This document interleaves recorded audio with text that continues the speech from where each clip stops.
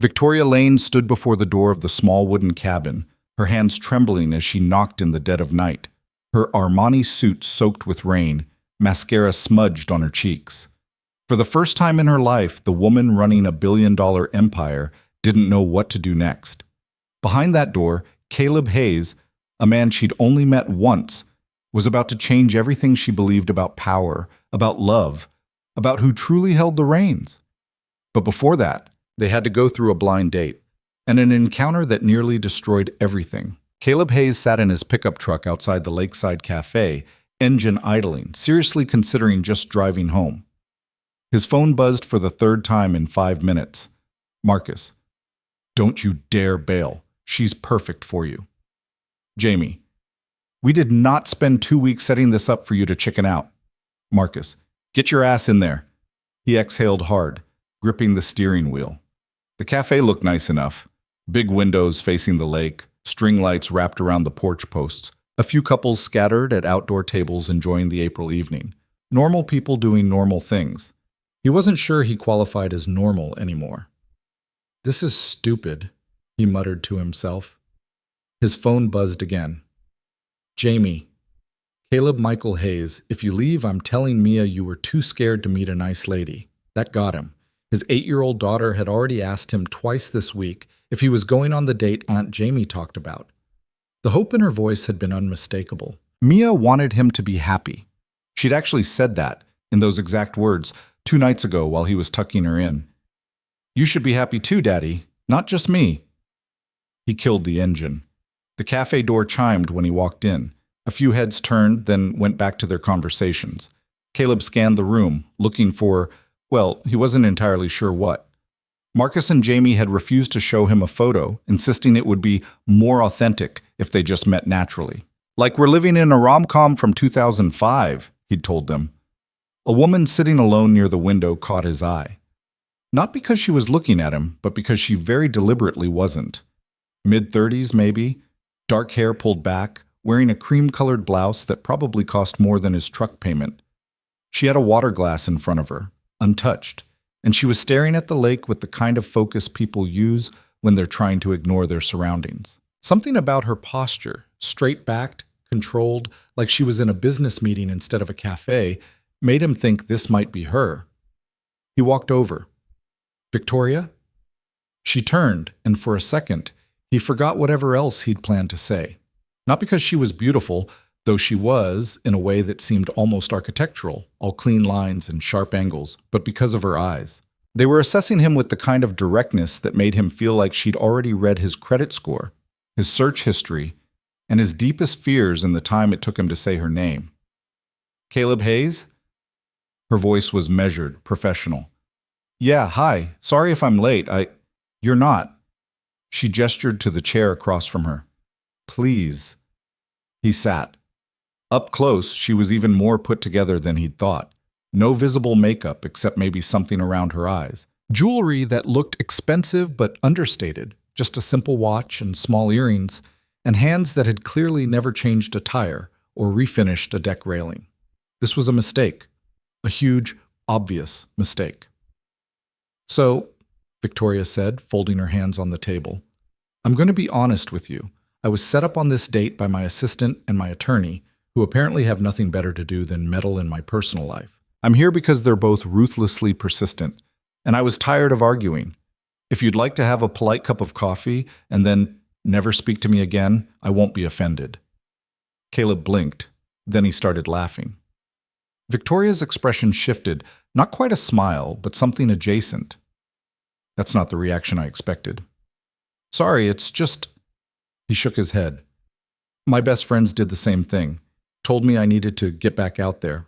Wouldn't take no for an answer. Basically harassed me into showing up tonight. Harassed? Yes, that's accurate. She picked up her water glass, finally, took a small sip. So we're both here under duress. Looks like it. They sat in silence for a moment. It should have been awkward, but somehow it wasn't. Outside the window, the lake reflected the sunset in pieces, orange and pink scattered across the water. We could leave, Victoria said. Separately. Tell them it went terribly. We could. But you're not getting up. Neither are you. Her mouth twitched, definitely almost a smile. No, I suppose I'm not. A server appeared, young guy, maybe 19, with an aggressively friendly demeanor. Hey folks, can I start you off with something to drink? Appetizers? Caleb glanced at Victoria. She gave the smallest shrug, which he interpreted as your call. Coffee, black, he said. I'll have the same. The server bounced away. Victoria watched him go, then turned back to Caleb. I don't actually drink coffee black. I just panicked. You can change it. No, too late now. Committed.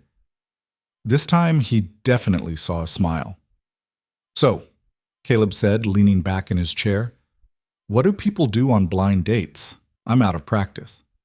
I have no idea. I've never been on one. Never? Never. She said it simply, like she was stating a fact about the weather. I don't date much, or at all, recently. Why not? The question seemed to surprise her. She tilted her head slightly, studying him again. That's direct. You seemed like someone who'd appreciate direct. I am. She paused, considering. The honest answer is that most of the men I meet are either intimidated by me or interested in what I can do for them. Neither makes for compelling company. What is it you do? I run a venture capital firm. We invest in biotech and pharmaceutical startups. You? I build furniture. Her eyebrows rose slightly. Custom work? Yeah, tables, cabinets, whatever people want. I've got a workshop behind my house. That's impressive. He shrugged. It's a living. The coffee arrived. Victoria picked up her cup, took a sip, and made a face she tried unsuccessfully to hide. You hate it, Caleb said. It's fine. You look like you're drinking motor oil. I said I'd committed. But she set the cup down. You actually like it black? I got used to it. When you're running on 4 hours of sleep, you stop caring about taste. 4 hours? That's specific. I've got a daughter, 8 years old. She's not a morning person, but school starts at 7:30, so he spread his hands. Math.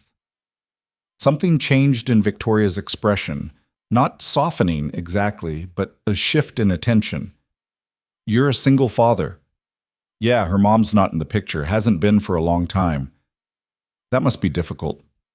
Some days more than others. He picked up his own coffee.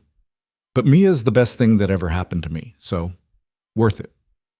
Victoria was quiet for a moment, turning her cup in slow circles on the table. My assistant, Rebecca, she told me you were genuine. I thought it was code for boring. It might be. It's not. She met his eyes. I'm realizing most of the people I interact with aren't genuine. They're performing, playing whatever role they think will benefit them most. And you? Me what? Are you performing right now? The question hung between them. Outside, the sky had gone deep purple. Inside the cafe, someone laughed at a nearby table, the sound bright and uncomplicated. I don't know, Victoria said finally. I'm not sure I remember how to not perform. Try it. Just like that? Why not? I don't know you. You don't know me. Nothing riding on this except 2 cups of bad coffee. She smiled then, a real one, and it changed her whole face. Okay. Truth. I almost canceled 4 times today. I had my driver circle the block twice before I made myself come in. I'm a saying. Truth. I sat in my truck for 10 minutes trying to think of a good excuse to leave. What stopped you? My daughter asked me if I was going on a date. She looked so hopeful I couldn't crush her. Victoria laughed, a short, surprised sound. That's incredibly sweet and also emotionally manipulative. She's 8. It's her superpower. They kept talking. Caleb couldn't remember the last time a conversation had felt this easy.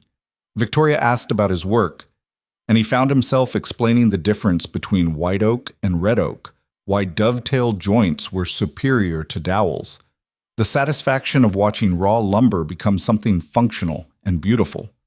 She listened like it mattered, asking questions that showed she was actually paying attention.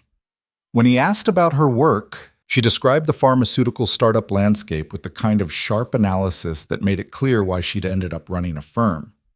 But she also talked about the frustration of brilliant researchers who couldn't secure funding because they didn't know how to pitch, the politics of FDA approval processes, the strange guilt that came with having more money than she could ever spend while knowing how many people were struggling. That's an odd thing to feel guilty about, Caleb said, having money. Is it? I didn't earn most of it. I inherited a substantial amount when my parents died. I've grown it, yes, but the foundation was just given to me. But you could have done nothing with it. You chose to build something. She considered this. I suppose that's true. When did they die? Your parents. 6 years ago. Car accident.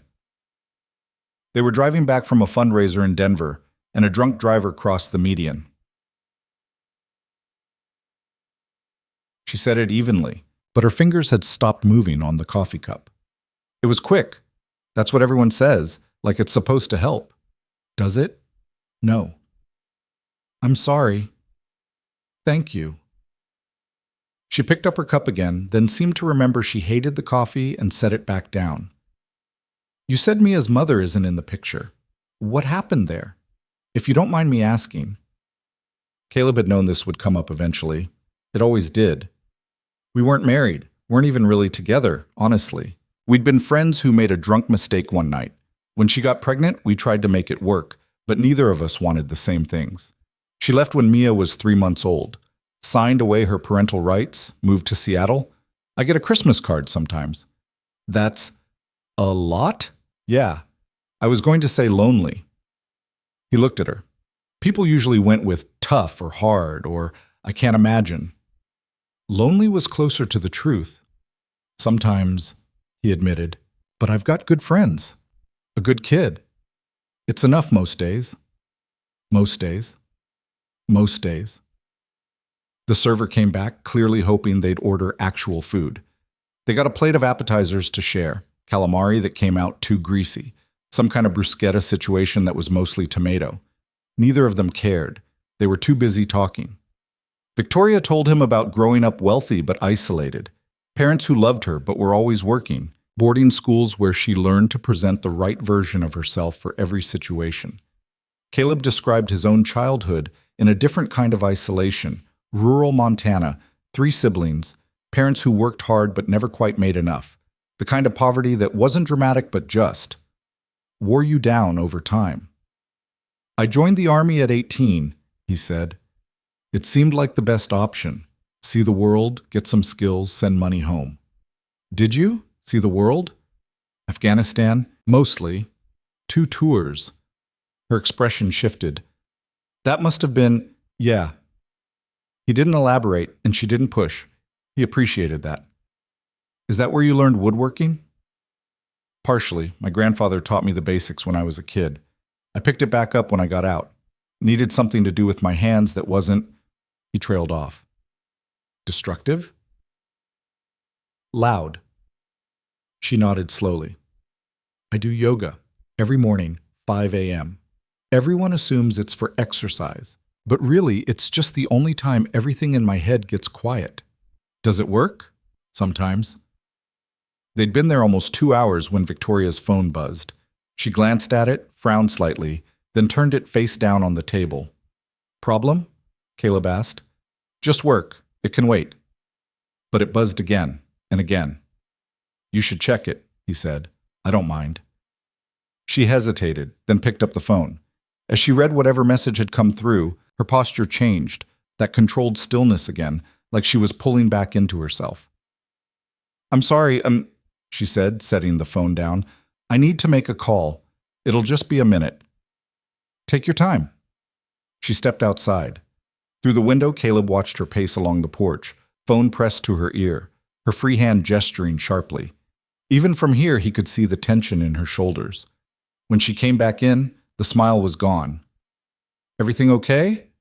He asked. Fine, just a situation with an acquisition we're closing. She sat down, but she was somewhere else now, mentally. I should probably go. Handle this properly. Sure, of course. She reached for her purse, an elegant leather thing that probably cost more than his truck, and pulled out her wallet. I've got it, Caleb said. You don't have to. I know, but I want to. She looked at him for a long moment, then nodded. Thank you. They walked out together. The parking lot was half empty now, streetlights casting orange pools across the asphalt. A black car was waiting near the entrance. Not a limo, but something close. Professional driver, definitely. That's me, Victoria said, gesturing toward it. Fancy. Practical. I work on the drive. They stood there, neither quite ready to end it. The night had gone cool, spring in Colorado still remembering it used to be winter. Victoria crossed her arms, not quite hugging herself. This was, she started, unexpected? I was going to say nice, but yes, unexpected too. Maybe we could do it again, Ma, Caleb said. Without the duress part. She smiled, but there was something sad in it. I'd like that, but I travel constantly. New York next week, then San Francisco, then Boston. And when I am here, I'm usually working 15-hour days. I'm not, she paused, I'm not good at this. At making time for things that aren't work. Understood. But I did enjoy tonight, genuinely. Me too. She pulled out her phone, handed it to him. Put your number in. Maybe when my schedule calms down. He typed in his number, handed it back. Their fingers brushed in the exchange, just briefly. Goodbye, Caleb Hayes. Goodbye, Victoria Lane. He watched her get into the car, watched it pull away smoothly into traffic. Then he stood there alone in the parking lot, hands in his pockets, wondering what the hell had just happened. His phone buzzed. Marcus. How'd it go? Jamie. Tell us everything. He typed back. It was good. Then, before they could respond, really good. Sets. By the time Caleb got home, it was almost 10. The house was dark except for the porch light Mrs. Chen always left on. His neighbor, a retired teacher with 3 cats and strong opinions about everything, had been watching Mia since he left. She went down at 8:30, Mrs. Chen reported, gathering her knitting bag. No trouble at all. How was your date? It was nice. Mrs. Chen's eyes lit up. Nice? Just nice? Good night, Mrs. Chen. You're no fun, Caleb Hayes. After she left, he checked on Mia. She was sprawled across her bed diagonally, covers kicked off, stuffed rabbit clutched under one arm. He fixed her blankets, kissed her forehead, and stood there for a moment just watching her breathe. Some nights the weight of being solely responsible for another human's entire existence felt crushing. Tonight it just felt like the most important thing he'd ever done. He was halfway to his own bedroom when his phone buzzed. Unknown number. Unknown. This is Victoria. I just wanted to say thank you again for tonight. I haven't enjoyed a conversation that much in a very long time. He saved her number, typed back.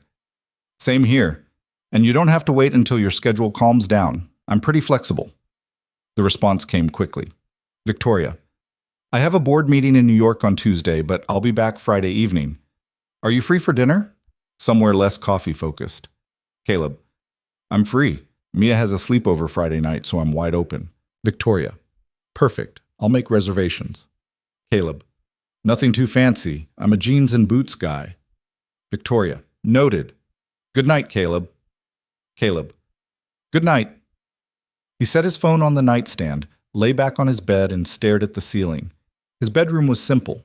Double bed, dresser, one framed photo of Mia on the nightstand, nothing on the walls. He kept meaning to hang something up, but he'd lived here 3 years and still hadn't gotten around to it. Friday, 4 days. He'd probably regret this. She lived in a completely different world. She had a driver, for crying out loud. Board meetings in New York. A venture capital firm. Meanwhile, he was a single father who built tables for a living and drove a truck with 180,000 miles on it. But that smile, the real one, when she'd finally stopped performing. Worth it, he decided. Even if it went nowhere, tonight had been worth it. Victoria's driver, Richard, knew better than to ask about her dates. He'd worked for her for 4 years and had learned early on that she valued silence more than conversation. But tonight she surprised him. Richard, do you have children? He glanced at her in the rearview mirror. 2, Ms. Lane, both in college now. Was it difficult, raising them? Sometimes, but also the best thing I ever did. She nodded, looking out the window as Colorado Springs passed by. I met a single father tonight. He seemed content, despite what sounds like a very challenging situation. Contentment's underrated, Richard said. Yes, I suppose it is. Her phone rang, the ringtone she'd assigned to work emergencies. She answered immediately. Victoria Lane. Miss Lane, it's Rebecca. I'm sorry to call so late, but Marcus Thornton just landed in Denver. He's insisting on a meeting first thing tomorrow morning. Victoria closed her eyes. Marcus Thornton, of course. What does he want? He wouldn't say, just that it's urgent and concerns the Meridian acquisition. Meridian Pharmaceuticals. The acquisition they'd been working on for 8 months, her firm's biggest deal of the year. And Marcus Thornton had been, her mentor, the man who taught her everything about venture capital when she was fresh out of business school. Also the man who'd proposed to her 3 years ago and hadn't quite forgiven her for saying no. Schedule it for 8 a.m., Victoria said. Conference room A. And Rebecca, make sure James is there. I want our attorney present. Already done, Ms. Lane. Are you okay? I'm fine. Thank you for calling. She hung up. Through the window, her reflection stared back at her, controlled, composed, exactly what she'd trained herself to be. But underneath, that old familiar tightness in her chest was back. The one that said, be careful, be ready. Don't let your guard down. Marcus Thornton showing up unannounced was never good news. She pulled up Caleb's contact, reread their last exchange. Something about his simple, straightforward responses made her feel steadier. No games, no positioning, just, I'm free, and nothing too fancy. Friday felt very far away. The board meeting in New York went exactly as expected. Long, contentious, and ultimately productive. Victoria presented their Q2 numbers, defended 2 investments that hadn't panned out as quickly as the board wanted, and secured approval for a new fund focused on gene therapy startups. She was good at this. The performance, the precision, the careful balance of confidence and deference that made powerful men feel comfortable while still respecting her authority. She'd been doing it since she was 23. But the meeting with Marcus Thornton Tuesday morning had been different. He'd walked into her conference room like he still owned it. Expensive suit, silver hair perfectly styled, that smile that had once made her feel like the smartest person in the room and now just made her tired. Victoria, you look well. Marcus, what can I do for you? He'd sat without being invited, which was typical. James, her attorney, had positioned himself near the window, arms crossed, ready. I hear Meridian's having cold feet, Marcus said. Problems with the due diligence phase. Nothing we can't handle. I could help. I still have relationships there. One call and we're fine, Marcus. Are you? Because from what I hear, they're concerned about leadership, specifically whether Lane Capital has the stability to close a deal this size. That's when she'd understood. He'd been talking to Meridian's board, planting seeds of doubt. Why would they question our stability? She'd asked, though she already knew. There are rumors about your personal life becoming complicated. People worry that affects judgment. James had stepped forward then. That's enough, Mr. Thornton. If you have legitimate business to discuss, I'm trying to help. Marcus had looked at Victoria with something almost like pity. You've built something impressive here. I'd hate to see it fall apart because you lost focus. She'd stood, kept her voice level. Thank you for your concern. Richard will show you out. After he left, James had sworn creatively for 2 full minutes. He's trying to sabotage the Meridian deal, James said. This is because you won't take him back. I was never with him to take him back. You know what I mean. She did. Marcus had expected her gratitude to eventually turn into something more. When it hadn't, when she'd made it clear that their relationship was and would always be purely professional, he'd started finding subtle ways to undermine her. A word here, a doubt planted there. Nothing she could prove, but enough to make her constantly vigilant. Can he actually tank Meridian? She'd asked. Not if we move fast, but he can make it harder. Now, Wednesday night, alone in her hotel room in Manhattan, Victoria pulled out her phone and scrolled to Caleb's name. They texted a few times, Nothing deep, just small updates. He'd sent her a photo of a table he was building, beautiful figured walnut with butterfly joints. She'd sent him a picture of her breakfast meeting view, Central Park from 40 stories up. His last message: Mia asked if you were the pretty lady I had coffee with. I said yes. She wants to know if you like SpongeBob. Victoria had laughed out loud in the middle of a strategy session. Victoria: Tell Mia I'm more of a Squidward person. Caleb: She says that's sad but understandable. Victoria: Your daughter sounds very wise. Caleb: She has her moments. Now she typed, Still on for Friday? The response came within seconds. Caleb: Absolutely. 7 p.m.? Victoria: Perfect. She set down her phone and stared at the Manhattan skyline. 2 more days of meetings, 1 more flight, and then what? Another date with a man who lived in a completely different world, a man with a daughter, responsibilities, a simple life he seemed to genuinely enjoy.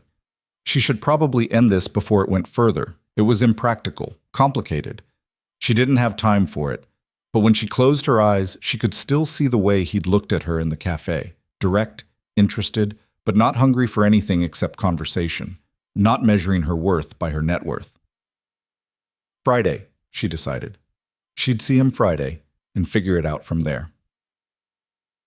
Caleb spent Thursday in his workshop, trying to focus on the walnut table and failing spectacularly. He'd had to redo one of the butterfly joints 3 times because he kept measuring wrong, his mind elsewhere. You're distracted, Marcus said, leaning against the workshop door. He'd shown up unannounced with lunch, sandwiches from the deli Caleb liked, and the kind of knowing grin that made Caleb want to throw sawdust at him. I'm fine. You're thinking about her. I'm thinking about this joint. Sure you are. Marcus unwrapped his sandwich.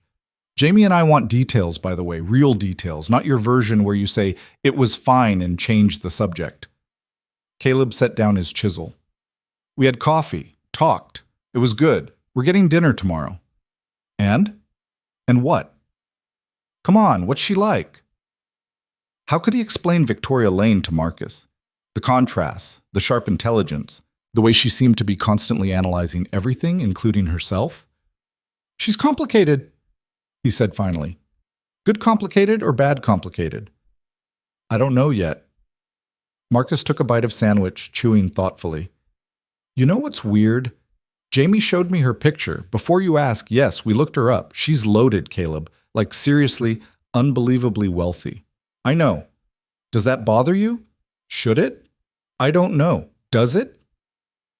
Caleb thought about it. I'd be lying if I said it didn't make me nervous. We don't exactly run in the same circles. So, maybe that's good. Different perspectives. Or maybe it's a disaster waiting to happen. Only one way to find out. Marcus grinned. Plus Mia likes her. That's the real test. Mia doesn't know her. Mia knows you liked her enough to go on another date. That's something. It was. Mia had been asking about Daddy's friend all week. Not pushy, just curious. She'd even drawn a picture, 3 stick figures labeled Me, Daddy, and Daddy's friend, standing in front of what might have been a house or possibly a very lumpy cloud. She drew you a picture, Caleb said, of the 3 of us. Marcus's expression softened. Yeah? Yeah, it's on the fridge. That kid's got a good heart. She does. Caleb picked up his chisel again. Which is why I need to be careful. I can't bring people into her life if they're not going to stick around. Oh, fair, but you also can't avoid everyone just because there's risk. That's not living, man. That's just existing. After Marcus left, Caleb stood in his workshop for a long time, looking at the half-finished table. The walnut was beautiful, rich brown with dark streaks running through it like rivers. He'd chosen it specifically for a client who wanted something warm but sophisticated. Kind of like Victoria, actually. He shook his head. He was being ridiculous. One good date didn't mean anything. People had good first dates all the time and then never saw each other again. But something about the way she'd smiled when she finally relaxed, the way she'd listened to him talk about dovetail joints, like it was the most fascinating thing she'd ever heard. Friday, he thought. Just get through Friday and see what happens. Victoria's flight landed at 6:15 p.m. Friday evening. She'd changed clothes in the airplane bathroom, swapping her business suit for dark jeans and a cashmere sweater, trading power for approachability, and texted Caleb from the car. Victoria. Just landed. Still good for 7? Caleb. See you there. She'd chosen the restaurant carefully. Nothing too formal, but nice enough. A steakhouse on the south side of town that had good reviews and a relaxed atmosphere. She'd eaten there once before with a business associate and remembered thinking it felt genuine. Richard dropped her off at 6:55. She told him to take the night off. She'd get a car service back. Are you sure, Ms. Lane? I'm sure. Go home, Richard. See your wife. He'd looked surprised but pleased. Thank you. Enjoy your evening. She walked in and saw Caleb immediately. He was already there, standing near the host station, wearing dark jeans and a blue button-down that made his eyes more noticeable. When he saw her, his face lit up in a way that made something warm unfold in her chest. Hey, he said. Hey, yourself. They were seated at a corner booth, quiet and semi-private. A candle flickered between them. Outside the window, the last light was fading from the sky. How was New York? Caleb asked. Productive, exhausting, the usual. She picked up her menu, then set it down. Actually, can I tell you something? Sure. Someone tried to sabotage one of my deals this week, someone I used to trust. His expression shifted. Are you okay? I'm fine. Angry, mostly, but fine. She paused. I almost canceled tonight because of it. Not because I didn't want to see you, but because I thought I should stay focused, handle the crisis. But then I realized I've spent 6 years doing nothing but handling crises, and I'm tired. So you came anyway. I came anyway. Their server appeared, a middle-aged woman with kind eyes who recommended the ribeye and didn't hover. They ordered, and then it was just them again, the noise of the restaurant distant and unimportant. Tell me about your week, Victoria said. Please, I want to hear about something normal. So he did. He told her about Mia's soccer practice, where she'd scored her first goal, and then spent 10 minutes explaining to anyone who'd listen exactly how she'd done it. About the walnut table he was building, the client who kept changing their mind about dimensions. About Marcus and Jamie dropping by with increasingly transparent excuses to grill him about Victoria. They sound protective, she said. They are. We served together. Afghanistan. When I got back and everything was falling apart, they were the ones who kept me functional. Everything falling apart meaning PTSD, depression, the usual cocktail. He said it matter-of-factly, like he was discussing the weather. It took a while to get it under control. Therapy, medication, time. I still have bad days, but they're manageable now. That must have been hard. It was, but it also taught me I couldn't do everything alone, had to learn to ask for help. He smiled slightly. Not my strong suit. Mine either. Their food came. The ribeye was excellent.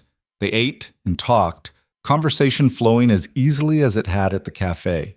Victoria told him about her parents, the pressure of inheriting not just money, but expectations.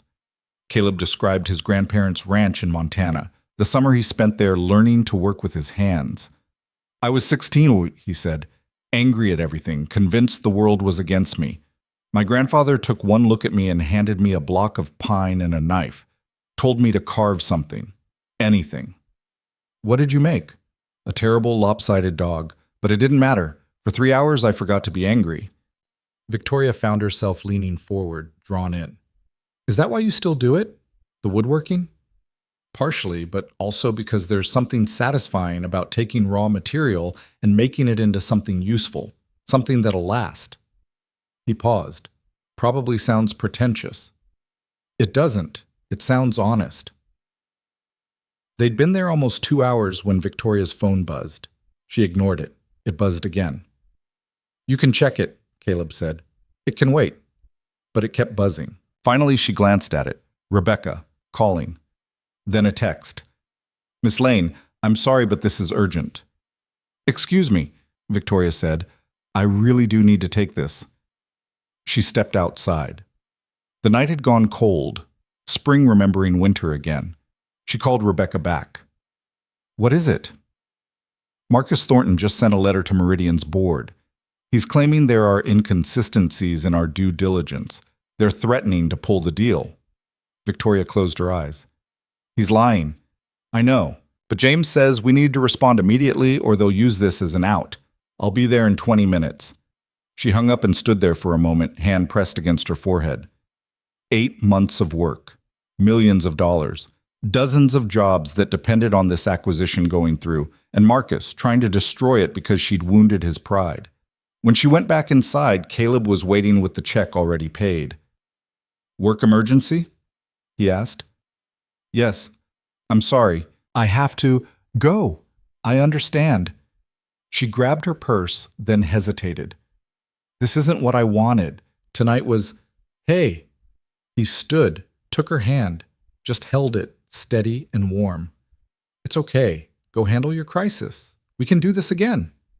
You mean that? Yeah, I do. She squeezed his hand once, then let go. I'll call you. I'll be here.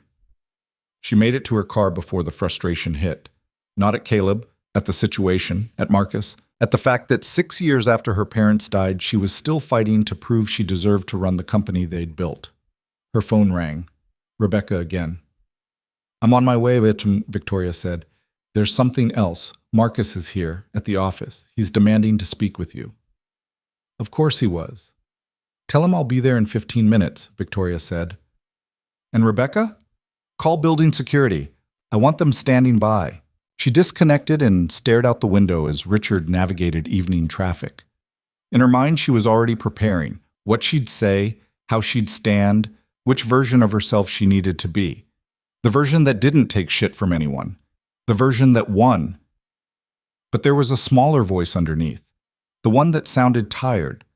The one that wondered why winning always felt so lonely. Her phone buzzed. A text from Caleb. Caleb, whatever you're dealing with, you've got this. And if you need someone to talk to after, I'm around. She read it twice, then typed back. Thank you. I might take you up on that. Caleb, doors open. Victoria looked at those 2 words for a long moment. Then she put her phone away and became the version of herself that Marcus Thornton needed to see. The one who never backed down. Marcus Thornton was standing in her conference room like he owned it, like he'd never left. His suit was different, charcoal instead of navy, but the posture was the same, entitled, expectant. Victoria walked in without knocking. James was already there, positioned near the door, and Rebecca stood by the window with her tablet clutched like a shield. 2 security guards waited in the hallway, visible through the glass. Marcus, you're trespassing. He turned, and that familiar smile appeared, the one that used to make her feel seen and now just made her skin crawl. Victoria, always so dramatic. I'm here as a courtesy. A courtesy would have been an email. This is intimidation. I prefer to think of it as intervention. He gestured to the chair across from him. Sit. Let's talk like adults. I'll stand. James moved closer to her side. Marcus noticed, his smile tightening. Still need a lawyer present for every conversation? That's no way to do business. Neither is sabotaging deals because your ego got bruised, Victoria said. The letter you sent to Meridian's board, every claim in it is false, and you know it. Do I? Because from where I'm sitting, Lane Capital has been making some questionable decisions lately, risky investments, distracted leadership. He leaned back, casual. People are starting to notice. By people, you mean you. You're the only one spreading these rumors. Am I? Or am I just the only one brave enough to say what everyone's thinking? Victoria felt the familiar tightness in her chest, the one that always came when Marcus started his games, but underneath it now was something else. Anger. Real, clean anger. What do you want? I want you to succeed, Victoria. I always have. That's why I'm offering to help. Bring me on as a senior advisor. Let me guide you through Meridian. With my relationships, my experience, you mean let you take credit for my work? I mean, let me protect you from yourself. He stood, moving around the table toward her. James tensed, but Victoria held up a hand. Stop. Marcus stopped a few feet away, close enough that she could smell his cologne. Expensive. Familiar. It used to make her feel safe. You're brilliant, Victoria. But you're young, inexperienced in ways that matter. You need someone who understands the landscape, someone who cares about you. You don't care about me. You care about controlling me. That's not fair, isn't it? Eyes. When I wouldn't marry you, you started undermining me. Subtle at first, a word here, a doubt there. Now you're trying to destroy the biggest deal of my career because I wouldn't give you what you wanted. His expression shifted. The smile disappeared. You're making this personal when it's purely business. Everything with you is personal, Marcus. That's the problem. I gave you everything, taught you everything you know, and this is how you repay me? I repay you by running a successful firm, by making good investments, by doing exactly what you taught me to do, just without you getting a cut. The silence that followed was sharp enough to cut. Marcus stared at her like he was seeing someone new, someone he didn't recognize. Good. She was tired of being who he wanted her to be. You're going to regret this, he said quietly. Is that a threat? It's a prediction. He straightened his jacket. When Meridian falls through, when your investors start pulling out, when you realize you can't do this alone, don't come to me for help. I won't need to. He brushed past her toward the door, then paused. Who is he? Excuse me? The distraction, the reason you're suddenly so confident. Who is he? Victoria kept her face neutral. That's none of your business. Everything about you is my business. I made you. You taught me. There's a difference, and I'm done learning from you. Marcus looked like he wanted to say more, but James stepped forward, hand on his phone. Mr. Thornton, you're leaving, now. For a moment, Victoria thought Marcus might actually refuse. His jaw was tight, hands clenched, but then he smiled again, cold this time, calculating. This isn't over. Yes, Victoria said. It is. Security escorted him out. Through the glass walls, she watched him walk to the elevators, spine straight, furious. When the doors closed behind him, she finally let herself breathe. Are you okay? James asked. I'm fine. That was... I know. She turned to Rebecca. The letter he sent to Meridian, can we refute it? Rebecca pulled up her tablet. Every single claim. I've already drafted a response with supporting documentation. But Ms. Lane, even if we prove he's lying, the damage might be done. Meridian's board is risk-averse. If they have any excuse to back out, they won't. We're going to give them a reason to stay. Victoria looked at James. Get me a meeting with their CEO tomorrow, if possible. I'll fly to Boston tonight if I have to. I'll make the calls, James said. And I want a full audit of every interaction Marcus has had with our portfolio companies in the last 6 months. If he's been poisoning other wells, I want to know about it. Rebecca was already typing. On it. Victoria walked to the window. Outside, the city spread below her in grids of light. She'd spent so many nights in this office, looking at this view, feeling like she was exactly where she was supposed to be. But tonight, all she could think about was Caleb's workshop, the smell of sawdust, the quiet. Her phone buzzed. She pulled it out, expecting Rebecca or James with an update. It was Caleb. Caleb, you still dealing with the crisis, or can I check in? She typed back immediately. Just finished. It was worse than expected. Caleb, sorry to hear that. You okay? Victoria, honestly? No, but I will be. Caleb, want to talk about it? She looked at the time. Almost midnight. She should say no. Should focus on Meridian, on drafting the response, on preparing for tomorrow. That's what she'd always done. Work through the crisis alone. Sleep 3 hours, wake up, and keep fighting. But she was so tired of fighting alone. Victoria, are you still up? Caleb, yeah, Mia's at her sleepover. I'm in the workshop.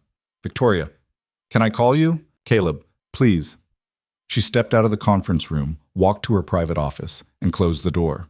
Then she sat on the floor with her back against the wall, something she never did, but tonight the chair felt wrong, and called him. He answered on the first ring. Hey! Hey! Her voice came out rougher than she intended. That bad? My former mentor showed up at my office tonight, the one who's trying to sabotage my deal. He demanded I bring him on as an advisor, or he'd keep undermining me. What did you say? I told him to leave, but he's not wrong about the damage. Even if I prove he's lying, the board might use this as an excuse to pull out. She heard a soft sound. Maybe Caleb setting down a tool. What are you going to do? Fight. Meet with the CEO. Prove we're solid, but I'm...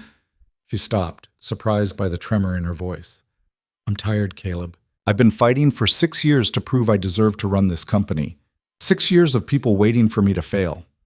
And I'm good at it. I know I am. But sometimes I wonder if it's worth it. What would make it worth it? No one had ever asked her that before.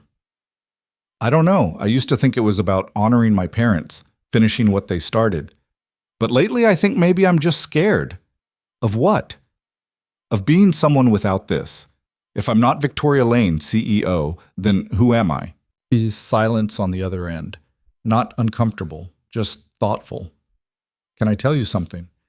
Caleb said finally. Please. When I got back from Afghanistan, I didn't know who I was either. I'd been a soldier. That was my identity for almost a decade. Then suddenly I wasn't, and I had all this anger and nowhere to put it. I thought I was broken. What changed? Mia, and therapy, and time. She heard him shift, imagined him leaning against his workbench. But mostly I had to figure out that I wasn't just one thing. Not just a soldier, not just a father, not just a guy who makes furniture. All of it together is who I am.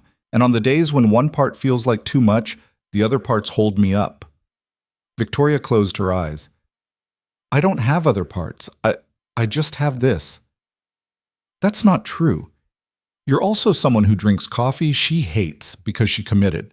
Someone who answers SpongeBob questions seriously. Someone who just spent 2 hours talking to me about wood grain and didn't fake interest once. Despite everything, she smiled. Those don't feel like enough. They're a start. She sat there on her office floor, phone pressed to her ear, and felt something shift. Not fixed. She wasn't suddenly healed or certain, but lighter. Like maybe she didn't have to carry all of it alone. Thank you, she said quietly. For what? Listening, not trying to fix it, just being there. That's easy. I like listening to you. Even when I'm complaining? Especially then, you're more real when you're not performing. She laughed, a soft, surprised sound. How do you know when I'm performing? Your voice changes, gets more formal, like you're reading from a script. I didn't realize it was that obvious. Maybe just to me. Or maybe I'm paying closer attention than most people. Something warm spread through her chest. Why? Why what? Why are you paying attention? We barely know each other. I don't know. Because you're interesting. Because when you actually smile, like really smile, it's the best thing I've seen in a long time. He paused. Because I like you, Victoria. And I don't say that lightly. She pressed her hand against her forehead, feeling the pressure build behind her eyes. Not tears. She didn't cry, hadn't in years, but something close. I like you too, she said, which terrifies me. Yeah, me too. We should probably run away from this while we still can. Probably, but I don't want to. Me neither. They talked for another hour. About nothing important, his favorite sandwich, her hatred of hotels, the time he'd tried to teach Mia to ride a bike, and they'd both ended up with scraped knees. Normal things, easy things. By the time they hung up, it was almost 2 a.m. Victoria stood, her legs stiff from sitting on the floor, and looked at her reflection in the dark window. Same face, same office, same impossible situation with Marcus and Meridian, but something felt different. She pulled out her phone and texted Rebecca. Meeting set with Meridian? The response came immediately. Tomorrow 10 a.m., video conference. James is preparing the brief now. Victoria. Good, I'll be ready. Then she texted Caleb. Thank you for tonight. You probably saved me from doing something reckless like quitting. Caleb. You wouldn't quit. You're too stubborn. Victoria. Is that a compliment? Caleb. Absolutely. She smiled at her phone like an idiot, then forced herself to put it away. Work to do, crisis to manage, empire to save. But for the first time in a long time, it didn't feel like she was doing it alone. The video conference with Meridian's CEO went better than expected. Victoria presented their response to Marcus's claims with the kind of precision that came from years of practice. Every point refuted, every document provided, no room for doubt. James backed her up with legal precedent. Rebecca had charts. By the end, the CEO, a serious woman named Patricia Chen, who'd built Meridian from a 3-person lab into a major pharmaceutical company, looked satisfied. "I appreciate the thoroughness," Patricia said. "And I'll be honest, Ms. Lane, I suspected Mr. Thornton's letter was more personal than professional. This confirms it." "So we're still on track?" Victoria asked. "We're still on track. I'll send a formal confirmation to your legal team by end of day." After the call ended, James actually pumped his fist in the air. "Yes, hell yes." Rebecca was grinning. "Ms. Lane, that was perfect. It was adequate." But Victoria was smiling too. "Thank you both. I couldn't have done this without you." "Please," James said. "You steamrolled them with facts. That was all you." "Maybe." But Caleb's voice was in her head. "You've got this." And somehow that had made the difference between adequate and perfect. Her phone buzzed. Marcus, of course. Marcus. "Congratulations on Meridian." "But this isn't over." She deleted the message without responding. It was Saturday afternoon. She had no meetings scheduled, no calls planned. For the first time in months, her weekend was actually free. She texted Caleb. "Crisis averted. Are you busy?" Caleb. "Just picked up Mia from her sleepover. She's telling me everything that happened in excruciating detail." "Want to grab lunch?" Victoria. "I don't want to intrude on your time with Mia." Caleb. "You're not intruding. She's been asking about you. Fair warning, though, 8-year-olds have no filter." Victoria. "I'll take my chances." They met at a diner near Caleb's house, one of those places with vinyl booths and laminated menus that hadn't changed since 1985. Mia was a blur of energy, blonde ponytail bouncing as she slid into the booth next to her father. "Hi, you're Victoria. Daddy said you're really smart and have an important job. What do you do? Do you like pancakes?" "I like pancakes." "Emma, that's my friend. She threw up at the sleepover, but it was just because we ate too much candy, not because she's sick. Do you ever throw up from candy?" Victoria blinked. Caleb just shrugged apologetically. "I work with companies that make medicine," Victoria said. "And I like pancakes. And no, I don't think I've ever thrown up from candy." "That's good. Daddy says too much sugar makes you crash, but I think that's made up." Mia looked at her seriously. "Are you Daddy's girlfriend?" "Mia," Caleb said. "We talked about this." "You said I could ask questions." "I said you could ask polite questions." "That was polite. I didn't say, 'Are you going to kiss?' which is what Emma wanted me to ask." Victoria tried very hard not to laugh. Caleb looked like he wanted to dissolve into the floor. "Your daddy and I are friends," Victoria said carefully. "We're getting to know each other." "But you might be his girlfriend later." "Maybe. Would that bother you?" Mia considered this with the gravity of a Supreme Court justice. "Probably not. You seem nice, and Daddy smiles more when he talks about you." Caleb's ears went red. "Okay, that's enough interrogation. What do you want for lunch?" They ordered pancakes for Mia, a burger for Caleb, a salad for Victoria that Mia declared sad. The conversation bounced around like a pinball. Mia asked Victoria about her car. "It's just a regular car." "But Daddy said you're rich." "Mia." Her house. "I live in an apartment downtown. Is it big?" "Pretty big." "Can I see it?" Mia.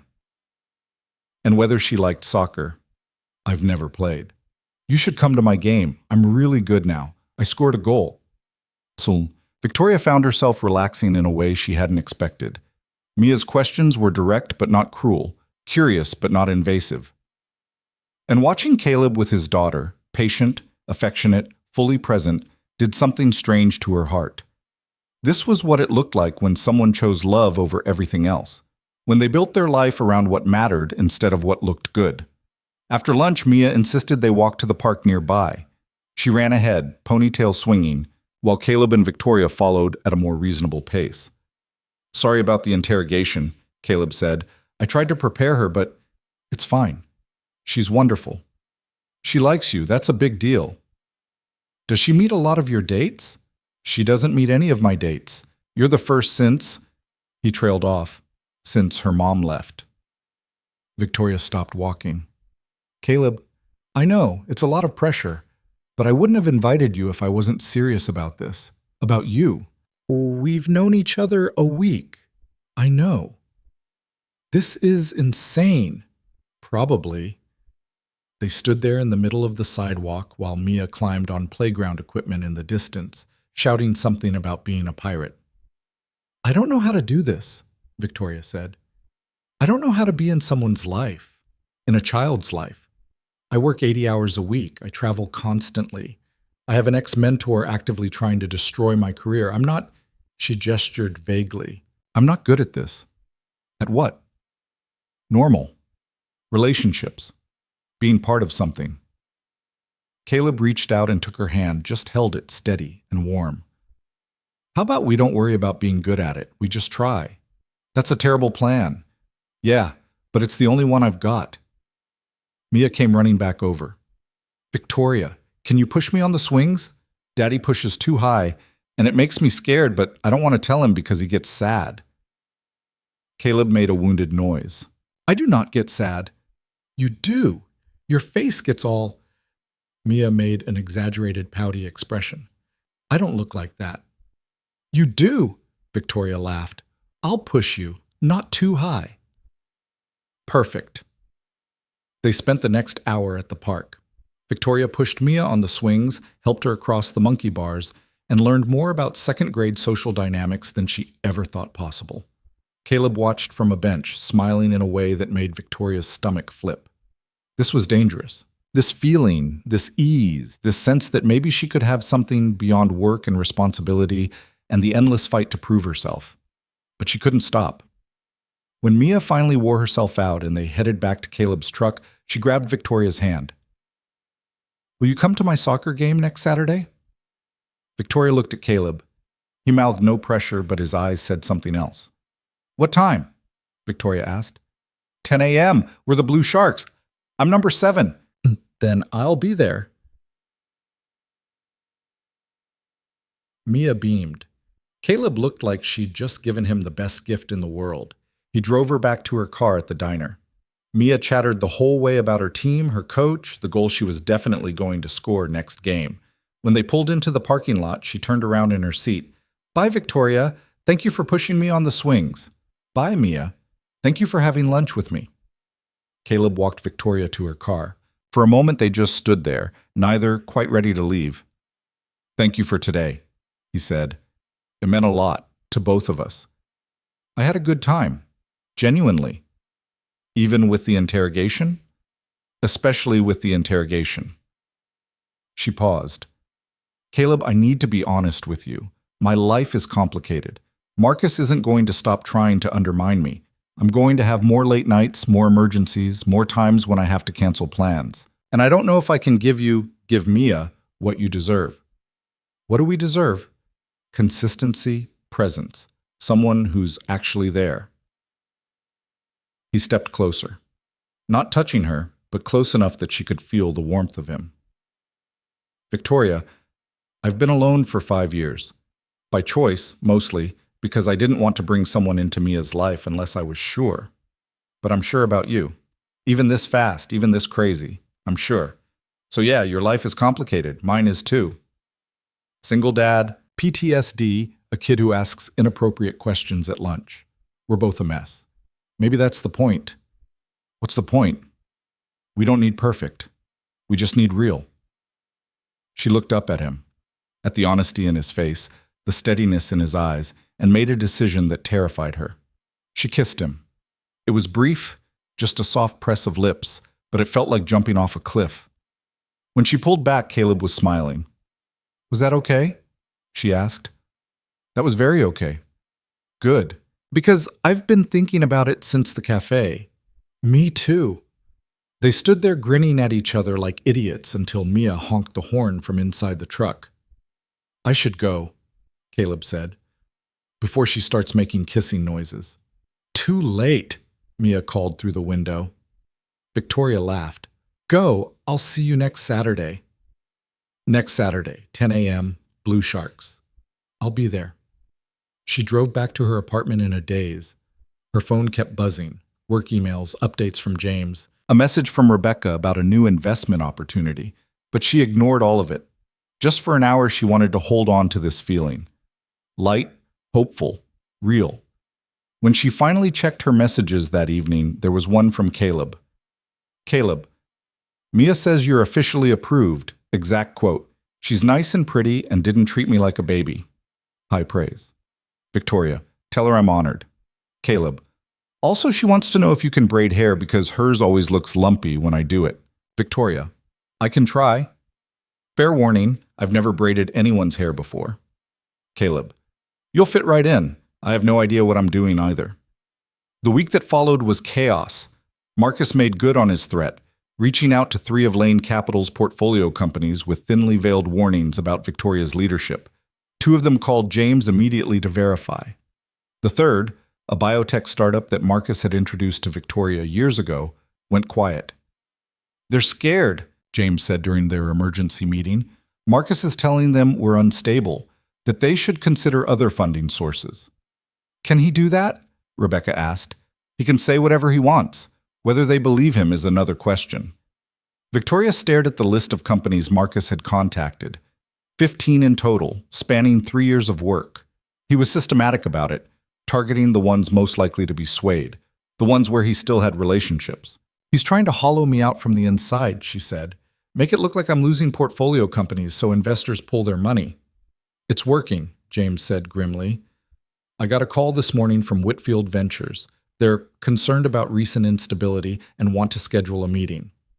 Whitfield was one of their biggest investors. If they pulled out, others would follow. Victoria felt that old familiar tightness in her chest, but this time something else rose up alongside it. Anger. Pure, clean, useful anger. No, she said. James blinked. No what? No meetings? No apologizing? No defending myself against lies? She stood. Set up calls with every portfolio company Marcus contacted, not to reassure them, to remind them why they chose us in the first place. Rebecca, pull our performance data for the last 3 years. Every successful exit, every return on investment, every company we helped build. I want numbers that speak louder than Marcus's gossip. On it, Rebecca said. And James, tell Whitfield we'll meet with them. But on our terms. In our office. With our full investor board present. She smiled, sharp. If they want to question our stability, they can do it in front of everyone. Let's see how committed they are to Marcus's narrative. James grinned. You're going to war. I've been at war. Now I'm fighting back. She worked 16-hour days for the next week. Calls with portfolio companies, meetings with investors, strategy sessions with James and Rebecca. She barely slept, lived on coffee and takeout, and fell into bed each night too exhausted to think. But she also texted Caleb every day. Small things. Photos of her lunch, complaints about conference calls, a question about wood-stained colors because she was thinking of refinishing her apartment furniture and had no idea what she was doing. He sent back pictures of Mia's latest art project, a video of the table he'd finished, a selfie of him covered in sawdust with the caption, "Glamorous life of a furniture maker."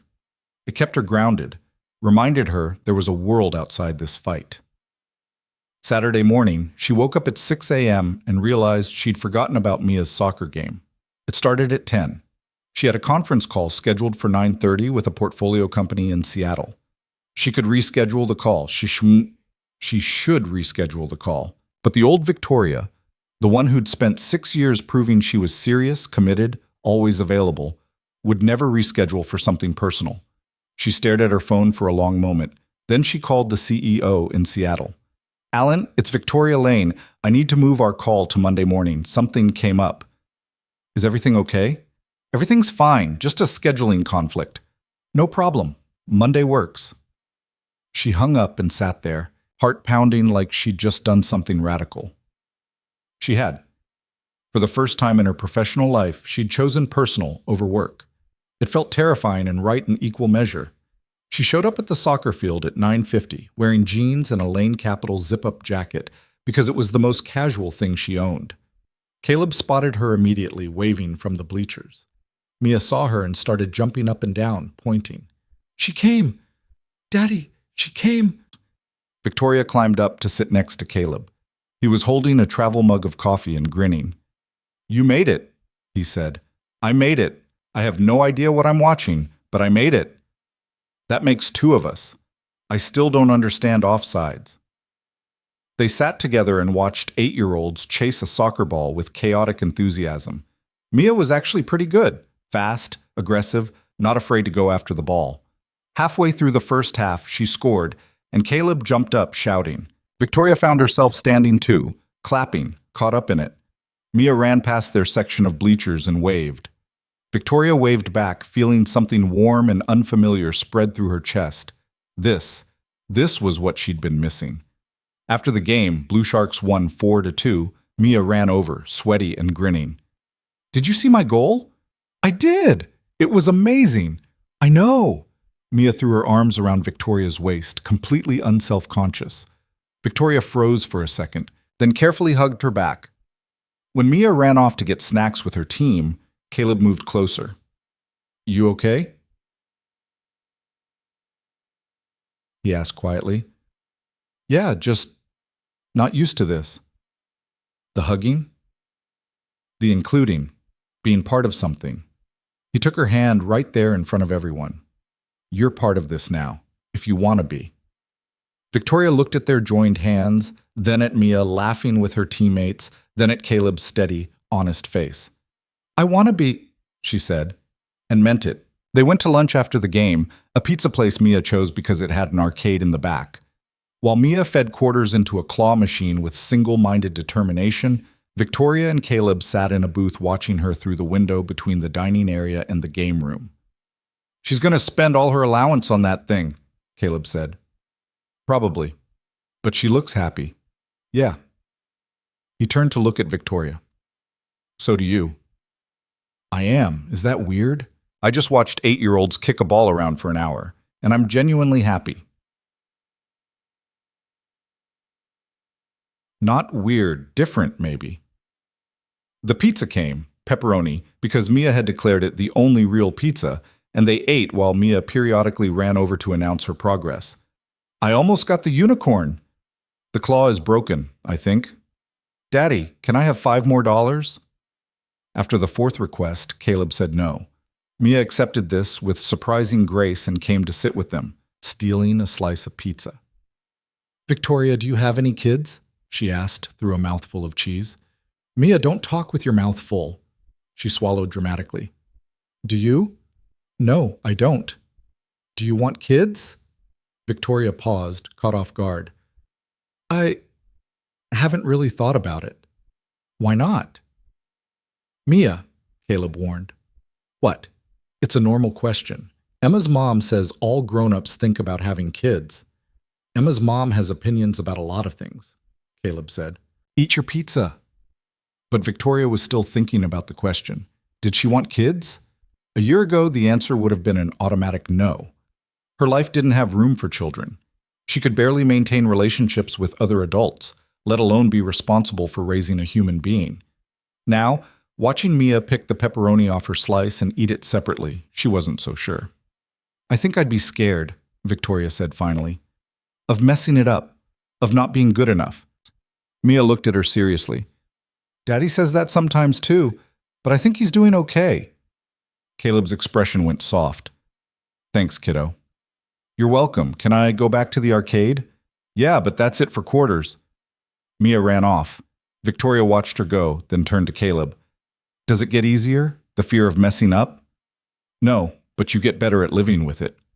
He reached across the table, found her hand. "Being a parent is just showing up every day and trying. Some days you nail it. Some days you completely fail. But you keep showing up." "That sounds exhausting." "It is. It's also the best thing I've ever done." They finished lunch and headed back to Caleb's place. Mia fell asleep in the truck, worn out from soccer and the arcade. Caleb carried her inside while Victoria followed, feeling like she was crossing some invisible threshold. This was his space, his life. The house was small, 2 bedrooms, 1 bathroom. living room and kitchen that flowed together. But it was clearly loved. Pictures of Mia covered the fridge. Her artwork hung on the walls, some of it framed like it was gallery-worthy. The furniture was all handmade, Victoria realized. The coffee table, the bookshelf, the bench by the door. "Did you make all of this?" she asked. Caleb was coming back from putting Mia in her room. "Most of it. The couch is from a store, but everything else, yeah." "It's beautiful." "Thanks. Keeps me busy." He moved into the kitchen. "Coffee? Or are you still traumatized from the cafe?" "Coffee sounds good. Black is fine." "You don't have to pretend with me. I've got milk, sugar, all of it." "Okay, milk and sugar then?" He made coffee while she wandered around the living room looking at the pictures. Mia as a baby, all chubby cheeks and big eyes. Mia missing her front teeth. Mia holding a fish almost as big as her, grinning proudly. There was one of Caleb in uniform, younger, standing with two other men. Marcus and Jamie, she guessed. "Afghanistan?" she asked when he brought over her coffee. "Yeah, that was taken about a week before our first patrol." He handed her the mug, looked at the photo. "We were so stupid, thought we were invincible." "What changed?" "Reality, IEDs, friends dying, the usual." He said it casually, but she could see the tension in his jaw. "You don't have to talk about it. I know. But I don't mind, not with you."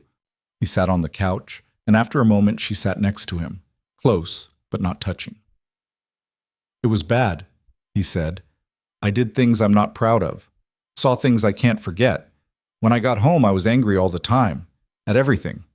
The therapist said it was my brain trying to stay in survival mode even though the threat was gone.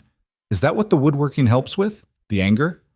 "Partially. It gives me something to focus on that's not destructive. And there's something about taking a piece of rough lumber and making it smooth, useful, beautiful. It feels like proof that broken things can be fixed."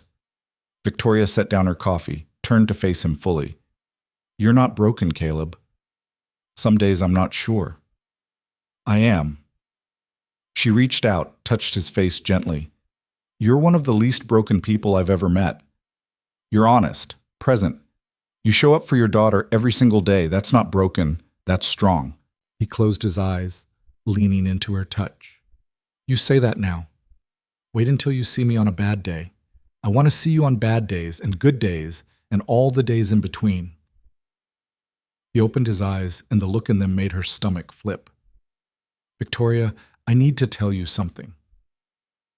"Okay. I'm falling for you. Fast, probably too fast, but I can't help it. And I know that's a lot, and we've only known each other a few weeks. But I need you to know. Because if you're not feeling the same way, if this is just casual for you, I need to know now, before I get in any deeper." Her heart was pounding so hard she could feel it in her throat. "It's not casual. Not for me either." "No? No. I'm terrified, Caleb. I don't know how to do this. I don't know how to be in a relationship or be part of a family or any of it. But I want to try. With you, with Mia. I want to try." He kissed her then, properly this time. Not the brief press from the parking lot, but something deeper, more certain. His hand came up to cup the back of her head, and she melted into him, letting herself feel all of it. The want, the fear, the impossible hope that maybe this could work. When they pulled apart, they were both breathing hard. "So," Caleb said, "we're doing this. We're doing this. Even though it's crazy. Especially because it's crazy." He laughed, pulling her against his chest. She fit there perfectly. Her head tucked under his chin, his arms solid around her. They sat like that for a long time, just breathing together, while afternoon light slanted through the windows. Victoria's phone buzzed. She ignored it. It buzzed again. "You can check it," Caleb said. "It can wait." But it kept buzzing. Finally, she pulled it out. "James calling." She answered reluctantly. "This better be important." "It is. Marcus just went to the press." Everything in her went cold. "What?" "Business Journal. He gave them an interview about concerns regarding Lane Capital's leadership stability and investment strategy. It's going to run Monday morning. Can we stop it?" "I'm trying, but unless we can prove defamation, and fast, it's running." Victoria stood, pulling away from Caleb. He watched her with concern, but didn't interrupt. What did he say exactly? I'm sending you the advance copy now. But Victoria, it's bad. He's implying you're making emotional decisions, that you're distracted by personal issues, that several portfolio companies are considering leaving because they've lost confidence in your judgment. Her phone pinged. The article. She scanned it quickly, feeling sick. Marcus had been careful. Nothing he said was technically false, just framed in the worst possible light. Yes, she'd been spending more time on personal matters. Yes, a few companies had expressed concerns. Yes, she was relatively young and inexperienced compared to some of her competitors, but the way he'd positioned it made her sound unstable, unreliable, weak. We need to respond, she said. Agreed. I'm drafting a statement now. But Victoria, this is going to do damage. Even if we refute everything, the story is out there. People will remember the accusations, not the denial. So what do? We fight, and we hope it's enough. She hung up and stood there, phone clutched in her hand, trying to think. What happened? Caleb asked. Marcus went to the press. There's going to be an article Monday questioning my leadership. Can he do that? He just did. She paced across the living room. He's smart about it. Everything he says is technically true, just twisted. I can't sue for defamation because he didn't actually lie. What are you going to do? I don't know. Respond somehow. But anything I say will just look defensive. She pressed her hands against her forehead. He's winning. He's actually winning. Caleb stood, moved toward her. Hey, look at me. She did. His face was calm, steady. You're going to figure this out. You always do. You don't know that. Yeah, I do. Because you're brilliant and stubborn and you don't give up. So take a breath, think it through, and then do whatever you need to do. She wanted to believe him, wanted to borrow some of that certainty. But all she could think about was the article, the damage, the years of work potentially crumbling because one man couldn't handle rejection. I should go, she said. I need to work on the response with James. Okay. But Victoria? He caught her hand. This doesn't change anything. Between us. You know that, right? I know, but Caleb, this is going to get messy. Marcus is going to keep coming after me, and anyone close to me might become a target too. You and Mia can't handle it. We're tougher than we look. I don't want to drag you into this. Too late. I'm already in. She kissed him quickly, then pulled away before she could change her mind. I'll call you later. I'll be here. The drive back to her apartment was a blur. Her mind was spinning through possibilities, strategies, ways to counter the article without looking defensive. By the time she got home, she had the beginnings of a plan. She called James. Don't draft a response statement. What? Victoria. A statement makes us look defensive. Instead, we go on the offensive. We publish our performance data, every successful exit, every ROI, every company we've helped build. We let the numbers speak for themselves. That could work, but it won't address the personal accusations. I'll address those directly. Schedule me an interview with Business Journal. Same reporter who's running Marcus's piece. Are you sure that's a good idea? No, but it's the only idea I have. She spent the rest of the weekend preparing. Rebecca pulled together 3 years of data: exits, returns, portfolio company growth metrics. James drafted talking points. Victoria practiced her responses until they felt natural instead of rehearsed. But Sunday night, alone in her apartment, the fear crept in. What if this didn't work? What if the damage was already done? What if she lost everything she'd built? Her phone rang. Caleb. Hey, she answered. Hey, how's it going? I'm terrified. Yeah, that makes sense. She heard shuffling, imagined him settling into his couch.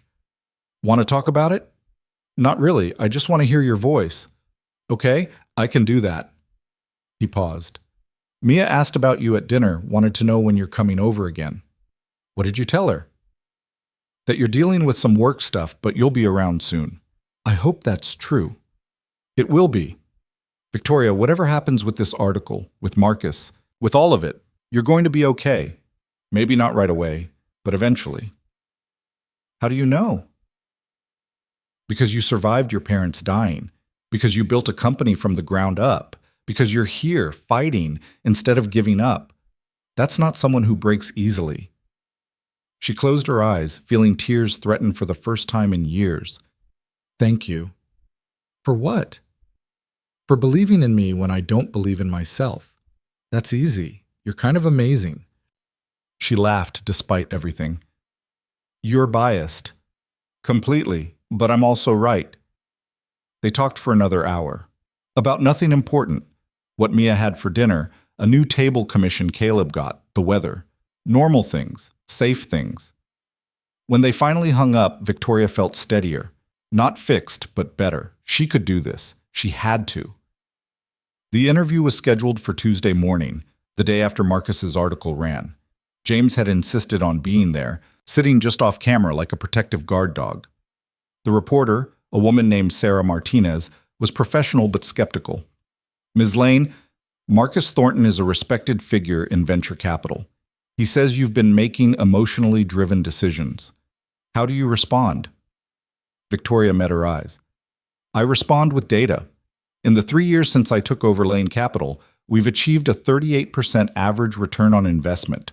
We've successfully exited 12 companies, 7 of which were acquired at valuations exceeding our projections.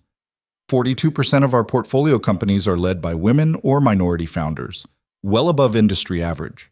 Those aren't emotional decisions. Those are strategic ones. But Mr. Thornton claims several portfolio companies have expressed concerns about your leadership. 2 companies out of 37 asked questions about recent publicity, which we addressed directly with supporting documentation. Neither has withdrawn from our portfolio. Mr. Thornton is framing normal business conversations as crisis management because it supports his narrative, which is that I'm not capable of running this firm without his guidance. He's been my mentor for years, and when I made it clear our relationship would remain professional, he began systematically undermining my work. Sarah's eyebrows rose. That's a serious accusation. It's the truth, and I can provide documentation of every instance where he's contacted our portfolio companies or investors with misleading information. The interview continued for another 20 minutes. Victoria stayed calm, factual, letting the numbers do the heavy lifting. When Sarah asked about her personal life, specifically whether she was in a relationship, Victoria paused. This was the moment. She could deny it, keep Caleb and Mia separate from the business drama, keep them safe, or she could be honest. Yes, I'm in a relationship with someone who has nothing to do with venture capital or this industry. And yes, that means I'm trying to maintain work-life balance for the first time in my career. If that makes me unstable, then I suppose every executive who has a family is unstable too. Sarah almost smiled. Fair point. The interview wrapped. James looked pleased but cautious. That went well, he said once they were alone. But Victoria, mentioning your relationship, I know, but I'm tired of hiding, tired of pretending I'm just my work. Marcus is going to use it against you. Let him try. The article ran Wednesday morning. Sarah had been fair, presenting both sides but giving Victoria the last word.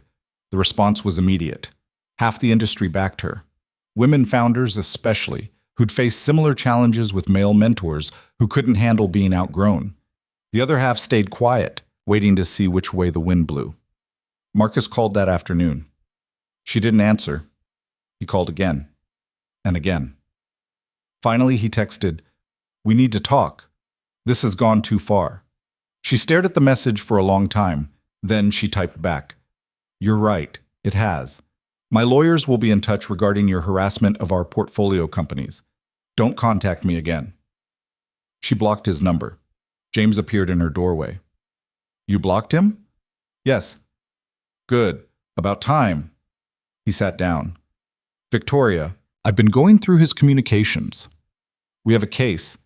Clear pattern of interference, misleading statements to third parties. We could sue. Do it. Are you sure? It'll be expensive and public. I'm sure. I'm done letting him control the narrative." That evening, she drove to Caleb's house. She hadn't told him she was coming, just needed to see him, to be in a space that felt real after days of performance. He answered the door in old jeans and a t-shirt covered in sawdust, and the sight of him made something in her chest loosen. "Hey," he said, surprised but pleased. "Everything okay?" "Can I come in?" "Of course." Mia was at the kitchen table doing homework, or at least attempting to, while also building something with Legos. She looked up when Victoria walked in. "Victoria, are you staying for dinner?" "If that's okay." "It's spaghetti. Daddy makes it with the jar sauce, but I won't tell anyone." Caleb shook his head, smiling. "Thanks for that, Mia." They ate dinner together. Spaghetti with jar sauce that was actually pretty good. Garlic bread from the freezer section. Salad that Mia picked at reluctantly. Normal family dinner. Victoria had never had one of these growing up. Her parents had always been working, and when they did eat together, it was formal. Catered meals, real silverware, conversation about stocks, and portfolios. This was better. After dinner, Mia convinced Victoria to help with her homework, a worksheet about fractions that made Victoria's head hurt. "I don't understand why we need to know this," Mia complained. "Because math is important," Caleb said from the kitchen where he was doing dishes. "But when am I going to use fractions?" "Cooking, building things, splitting a pizza." "Fine, but I still don't like it."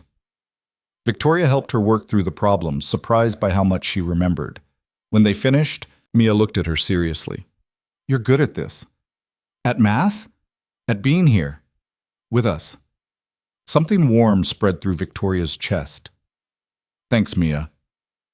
"You're welcome. Can you read me a story before bed?" Victoria glanced at Caleb. He nodded, smiling. So she read Mia a chapter from some book about dragons and princesses, sitting on the edge of her bed while Mia curled up under her covers. When she finished, Mia's eyes were already drooping. "Victoria? Yeah? I'm glad you're Daddy's girlfriend." "Me too." "Good night." "Good night." Victoria turned off the light and found Caleb waiting in the hallway. He pulled her into his arms without a word, and she let herself lean into him, feeling the tension of the last few days finally start to drain away. "Thank you," she whispered. "For what?" "For this. For being normal when everything else is chaos." He kissed the top of her head. "You want to talk about it?" "Later. Right now I just wanted to be here." "Okay." They moved to the living room. Caleb put on some documentary about national parks that neither of them really watched. Victoria curled into his side, his arm around her shoulders, and just breathed. This was what she'd been missing her whole life. Not the money or the success or the power. This. Someone to come home to. Someone who saw her as more than her achievements. Someone who wanted her, not what she could do for them. "I'm suing Marcus," she said eventually. Caleb's hand stilled on her shoulder. "Yeah?" "Yeah, James says we have a case, pattern of harassment, interference with business relationships." "How do you feel about it?" "Scared, angry, relieved." She looked up at him. "Is that weird?" "No, makes sense to me." He was quiet for a moment. "You know he might come after you harder once you file." "I know. That's why I'm telling you now. Because it's going to get worse before it gets better. And if you want to step back, if you want to protect Mia from all this, stop." He turned to face her fully. "I told you I'm in. I meant it. Whatever Marcus does, whatever happens with the lawsuit, we'll handle it. You don't know what he's capable of." "No, but I know what you're capable of. And I know you're not fighting this alone anymore." She kissed him then, pouring everything she couldn't say into it. "Thank you. I'm scared. I'm falling for you. Please don't leave." When they finally broke apart, Caleb was smiling. "What?" she asked. "Nothing, just, I really like you, Victoria Lane." "I really like you too, Caleb Hayes." They stayed like that until late, talking quietly while the documentary played in the background. Victoria told him about the interview, the lawsuit, her plan to rebuild trust with portfolio companies. Caleb listened, asking questions that showed he was really paying attention. Around 11, her phone buzzed. A number she didn't recognize. The message made her blood run cold. "Congratulations on your new relationship. I hope it's worth losing everything for." No signature. But she knew. Marcus. Caleb saw her face. "What is it?" She showed him the message. His expression hardened. He's threatening you. That's what he does. Threatens, manipulates, controls. You should tell the police. And say what? He sent a vaguely threatening text? They won't do anything. Then what? I do what I've been doing. Keep fighting. Keep building. Show him he doesn't have power over me anymore. She looked at Caleb. But I need you to understand something. This is going to get ugly. Marcus doesn't lose gracefully. He's going to dig into my life, into everyone close to me. That includes you and Mia. Let him dig. He won't find anything that matters. Caleb? Victoria. He took her hands. I spent 2 years in a war zone.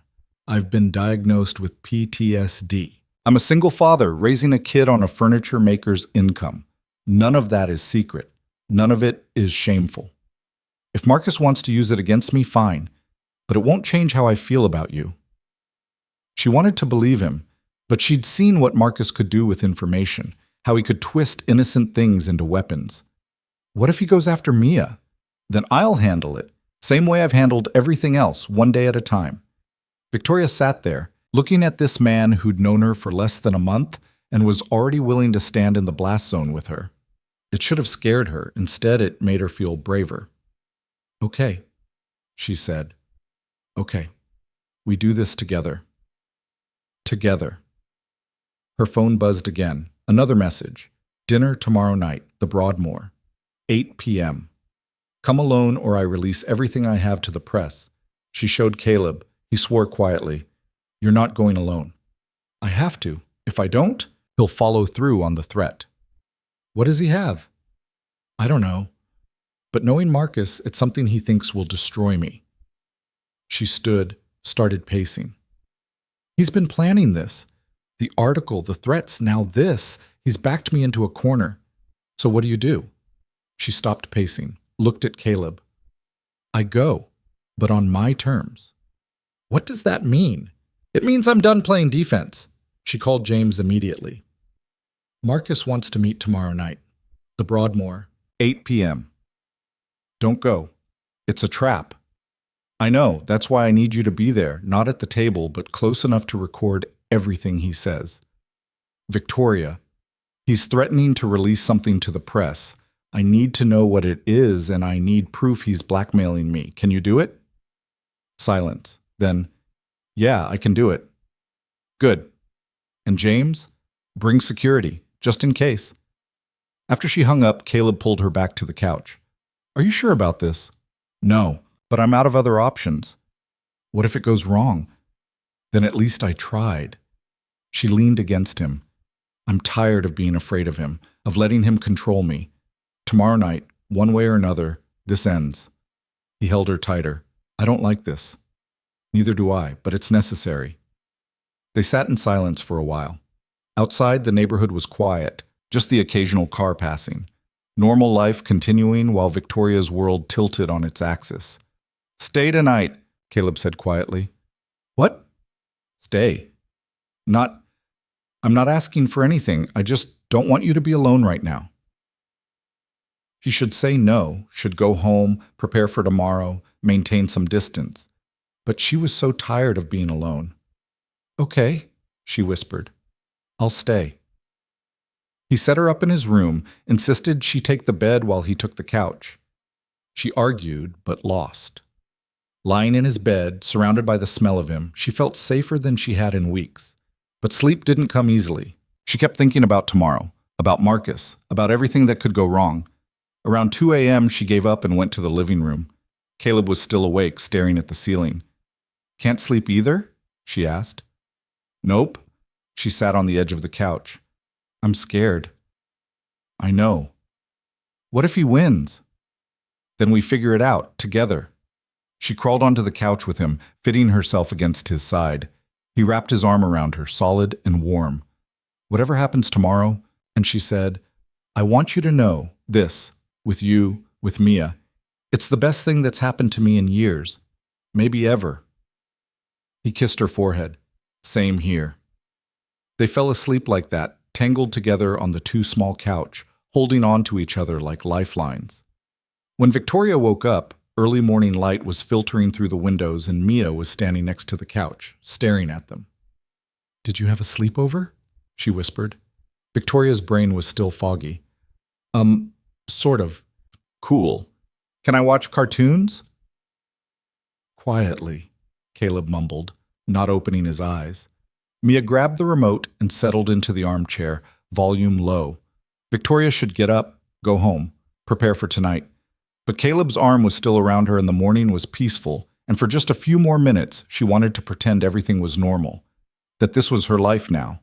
This house, this man, this child, that Marcus couldn't touch it. But she knew better. Tonight would change everything. For better or worse, this ended tonight. Victoria left Caleb's house just after 7, giving herself enough time to go home, shower, and prepare for the evening ahead. Mia had hugged her goodbye at the door, squeezing tight around her waist. "Be careful tonight, okay?" the little girl had said, looking up at her with worried eyes. Victoria had glanced at Caleb, who'd clearly said something. He'd shrugged apologetically. "I told her you had an important meeting. She's perceptive." "I will be," Victoria had promised Mia. "Very careful." Now, standing in her apartment bathroom, staring at her reflection in the mirror, she tried to decide who she needed to be tonight. The polished CEO who never showed weakness? The woman Marcus had mentored, grateful and deferential? Or someone new, someone who'd finally stopped performing? She chose a navy suit, simple jewelry, hair pulled back. Professional, but not trying too hard. She looked like someone who had nothing to hide. Her phone buzzed. James. James. "Security team is in place. I'll be at the bar. Recording equipment is ready." Victoria. "Thank you." James. "You don't have to do this. We can handle him legally." Victoria. "I need to face him. One last time." She didn't hear back. James understood, even if he didn't like it. The drive to the Broadmoor felt surreal. The hotel was beautiful, sprawling grounds, mountains rising behind it. The kind of place where powerful people made deals over expensive wine. She'd been here dozens of times for business dinners, fundraisers, conferences. But tonight felt different, final. She handed her keys to the valet, walked through the lobby with her spine straight and her heart hammering. The restaurant was on the second floor, all dark wood and white tablecloths and hushed conversations.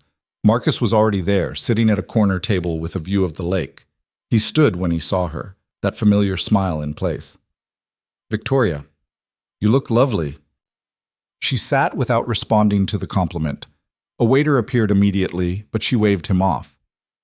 "Just water, please." Marcus ordered scotch, expensive. The waiter disappeared. "Thank you for coming," Marcus said. "I wasn't sure you would." "You didn't leave me much choice. I prefer to think of it as creating an opportunity for honest conversation." "By threatening me?" He spread his hands. "I simply said I had information. You assumed it was a threat." Victoria leaned back in her chair, forcing herself to appear relaxed. Across the room, she could see James at the bar, nursing a beer, phone positioned carefully on the counter. Recording. "What do you want, Marcus?" "I want you to be reasonable, to accept help when it's offered." "Help? Is that what you call sabotaging my deals and spreading lies to the press?" "I call it trying to protect you from your own mistakes." He leaned forward. "Victoria, you're brilliant, talented, but you're making decisions based on emotion, not logic. This relationship you're in is none of your business. Is affecting your judgment. People are noticing. Investors are concerned." 2 investors asked questions. Out of 47. That's not a crisis, Marcus. That's you manufacturing one. The waiter returned with their drinks. Marcus took a sip of his scotch, watching her over the rim of the glass. "Tell me about him," he said. "This furniture maker. What's his name? Caleb?" Victoria's blood went cold. "How do you know his name?" "I make it my business to know things. Caleb Hayes, 32, former Army, Afghanistan veteran. Single father. Lives in a house worth maybe $200,000 if he's lucky. Diagnosed with PTSD in 2019, currently in therapy." Marcus smiled. "Did I miss anything?" She wanted to throw her water in his face, wanted to stand up and walk out, but she forced herself to stay calm, to breathe. "You investigated him." "Of course I did. And you know what I found? He's nobody. A nobody with baggage and a kid, and absolutely nothing to offer you except distraction." He offers me something you never could: honesty, kindness, the ability to see me as a person instead of a trophy. Marcus's smile tightened. Is that what you think this is about? My ego? Yes. You're wrong. This is about protecting what we built together. Lane Capital isn't just yours, Victoria. I helped create it. I taught you everything you know. And now you're throwing it away for what? Domesticity? Playing house with some traumatized veteran and his kid? Be very careful what you say next. Why? Because you'll sue me? We both know you can't afford that kind of public battle. Your investors would run. He set down his glass. But it doesn't have to be this way. End the relationship. Focus on work. Let me back in as an advisor. We can rebuild what you've damaged. I haven't damaged anything. Not yet. But you will. He pulled out his phone, scrolled through something, then turned it to show her. Recognize this? It was a photo. Caleb and Mia at the park, taken from a distance. Mia on the swings, Caleb pushing her. Recent, Victoria realized. Maybe last week. You're having him followed? Just gathering information. But imagine what the press would do with this. Billionaire CEO dating troubled veteran. Questions about whether you're using company resources for personal security. Whether his PTSD might make him unstable. Whether it's appropriate for someone in your position to be around a child who isn't yours. Playing it family. Victoria felt sick. You wouldn't. I don't want to, but I will if you force my hand. He put his phone away. It's simple, Victoria. End the relationship. Bring me on as senior advisor. We make a joint statement about strengthening leadership. Everything goes back to normal. Normal? You mean you controlling me? I mean protecting you from yourself. She stared at him across the table. This man who taught her everything about venture capital and nothing about being human. For years she'd been grateful to him. Felt like she owed him something. But sitting here now, watching him threaten the first good thing that had happened to her in years, she felt only disgust. No, she said. His expression shifted. Excuse me? No, I'm not ending my relationship. I'm not bringing you back. I'm not doing any of it. She stood. And if you release those photos, if you go after Caleb or Mia, I will destroy you. Not with lawsuits, not with statements. I will use every connection I have, every favor I'm owed, every piece of leverage I've built over 6 years to make sure you never work in this industry again. Marcus stood too, his face darkening. You're making a mistake. The only mistake I made was listening to you for so long. She grabbed her purse. We're done, Marcus. Don't contact me again. She turned to leave, but his hand shot out, grabbing her wrist. Hard. You don't walk away from me. Let go. Not until you listen. Let go. He squeezed harder. Victoria tried to pull away, but his grip was iron. Across the room, James stood up, but before he could move, someone else was there. Caleb. He'd appeared out of nowhere, moving between Marcus and Victoria with the kind of speed that spoke to training. His hand closed around Marcus's wrist, not aggressive but absolutely firm. She said, let go. Marcus released her immediately, stepping back. Who the hell are you? Someone who's not impressed by power plays. Caleb didn't move, positioning himself slightly in front of Victoria. You should leave. This is a private conversation. It's over, so yeah, you should leave. Marcus looked between them, and something ugly twisted across his face. So this is him, the distraction, the nobody playing hero. Better than whatever you are, Caleb said evenly. James had reached them now, phone still recording. Mr. Thornton, I think you've said enough. Several witnesses just saw you grab Ms. Lane against her will. That's assault. I'd suggest you go before we involve hotel security. For a moment, Victoria thought Marcus might actually fight. His hands were clenched, face red, everything about him screaming rage. But then he seemed to remember where he was, who was watching. He smoothed his jacket, forced a smile that didn't reach his eyes. This isn't over. Yes, Vicar, Victoria said. It is. He brushed past them toward the exit. The restaurant had gone quiet, everyone pretending not to watch while absolutely watching. Victoria felt the attention like pressure against her skin. Are you okay? Caleb asked quietly. I told you to stay home. I know, but I couldn't. She wanted to be angry at him for not listening, for putting himself in Marcus's crosshairs. But mostly she just felt relieved he was there. James was already talking to the restaurant manager, showing him something on his phone, probably the recording. The manager nodded, made notes, promised to provide security footage if needed. Let's get you out of here, Caleb said. They walked through the lobby together. Victoria was shaking, she realized. Not from fear, from adrenaline, from anger, from the sheer relief of finally standing up to Marcus after years of letting him have power over her. Outside, the valet brought her car. Caleb handed him a tip, then opened her door. You shouldn't drive. You're shaking. I'm fine. Victoria. She looked at him, at the concern in his face, the steadiness, and felt something crack open inside her chest. Okay, you drive. They switched sides. Caleb drove while Victoria sat in the passenger seat, watching the city lights blur past the window. Neither of them spoke until they were almost to her apartment. How did you know to come? She asked. James called me.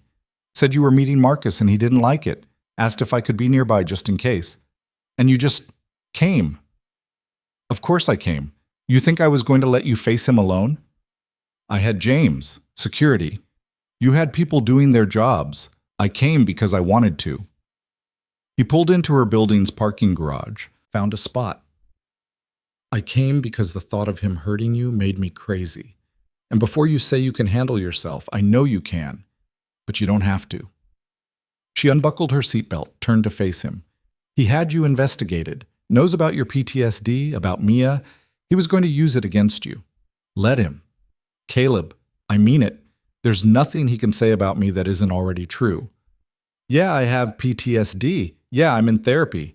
Yeah, I'm a single dad making an ordinary living. None of that is shameful. He reached over, took her hand. The only person who gets to decide if I'm good enough for you is you. Tears were threatening now, real ones, and Victoria blinked hard against them. I don't deserve you. Stop saying that. You deserve everything good. You just spent so long fighting for scraps you forgot that. She kissed him then, desperate and grateful and terrified all at once. He kissed her back, one hand cupping her face, gentle despite the intensity. When they finally broke apart, both breathing hard, Caleb rested his forehead against hers. Come home with me, he said. What about Mia? She's at Marcus and Jamie's tonight, sleepover. We have the house to ourselves. That's convenient. Jamie's idea. She said you'd need somewhere to decompress after tonight. He pulled back slightly, met her eyes. But if you'd rather be alone, no. I don't want to be alone. They drove to his house in comfortable silence, hands linked across the center console. The neighborhood was quiet when they arrived, lights off in most windows. Inside, Caleb flipped on the kitchen light, then immediately turned it off again. Sorry, too bright. He lit a candle instead, one that smelled like cedar and something else Victoria couldn't name. The soft light made everything feel gentler, safer. Wine? He offered. Or I have whiskey. Or just water. Whiskey sounds good. He poured them both a glass, and they sat on the couch in the semi-darkness. Victoria kicked off her heels, tucked her feet under her, and let herself lean into Caleb's side. Talk to me, he said. What are you thinking? That I should feel victorious. I stood up to Marcus, told him no, but mostly I just feel tired. That makes sense. You've been fighting him for years. Not just him, everyone. The board, investors, people who thought I was too young or too inexperienced or just too female to run the company my parents built. She took a sip of whiskey, felt the burn. I'm so tired of fighting. So stop. It's not that simple, isn't it? You proved yourself already, multiple times over. The numbers don't lie. So stop trying to convince people who've already decided not to believe you and focus on the ones who do. She turned to look at him. When did you get so wise? Therapy. Turns out talking about your problems actually helps. He smiled. Also, easier to see clearly when it's someone else's mess. Is that what I am? A mess? No, you're someone who's been carrying too much for too long, and you're finally realizing you don't have to carry it alone. Victoria set down her glass, shifted to straddle his lap, hands on his shoulders. His hands came to rest on her waist, steady and warm. Thank you, she said, for tonight, for everything. You don't have to thank me. Yes, I do. Because you keep showing up, keep being there, even when it's hard or complicated or potentially dangerous to your career and your daughter's safety. My career's making furniture. Pretty sure Marcus can't hurt that. And Mia's safety is my priority always. But she's also tougher than people think. She can handle this. Can she? Can you? Because Marcus isn't going to stop. He's going to keep coming after me, and anyone close to me becomes a target. Caleb's hands tightened on her waist. Let him come. I'm not scared of him. Maybe you should be. Why? Because he's rich and powerful? So what? I face down people with actual guns pointed at me. Marcus Thornton doesn't even register. She kissed him again, slower this time, trying to pour everything she felt into it. Gratitude and fear and something deeper that she wasn't quite ready to name. Caleb kissed her back with the same intensity, one hand moving up to tangle in her hair. When they finally broke apart, both breathless, he rested his forehead against hers. Stay with me tonight, he said. Really stay, not just on the couch. I want you here, in my bed, in my life. All of it. Caleb, I know it's fast. I know we're still figuring this out. But I'm sure about you, Victoria, completely sure. And if you're not there yet, that's okay. I'll wait. But I need you to know where I stand. She looked at him in the candlelight, this man who'd seen her at her worst and somehow thought she was worth fighting for, who'd stood between her and Marcus without hesitation, who made her feel safe in a way she'd never experienced before. I'm terrified, she whispered. Of what? Of losing this, of screwing it up, of not being good enough for you and Mia.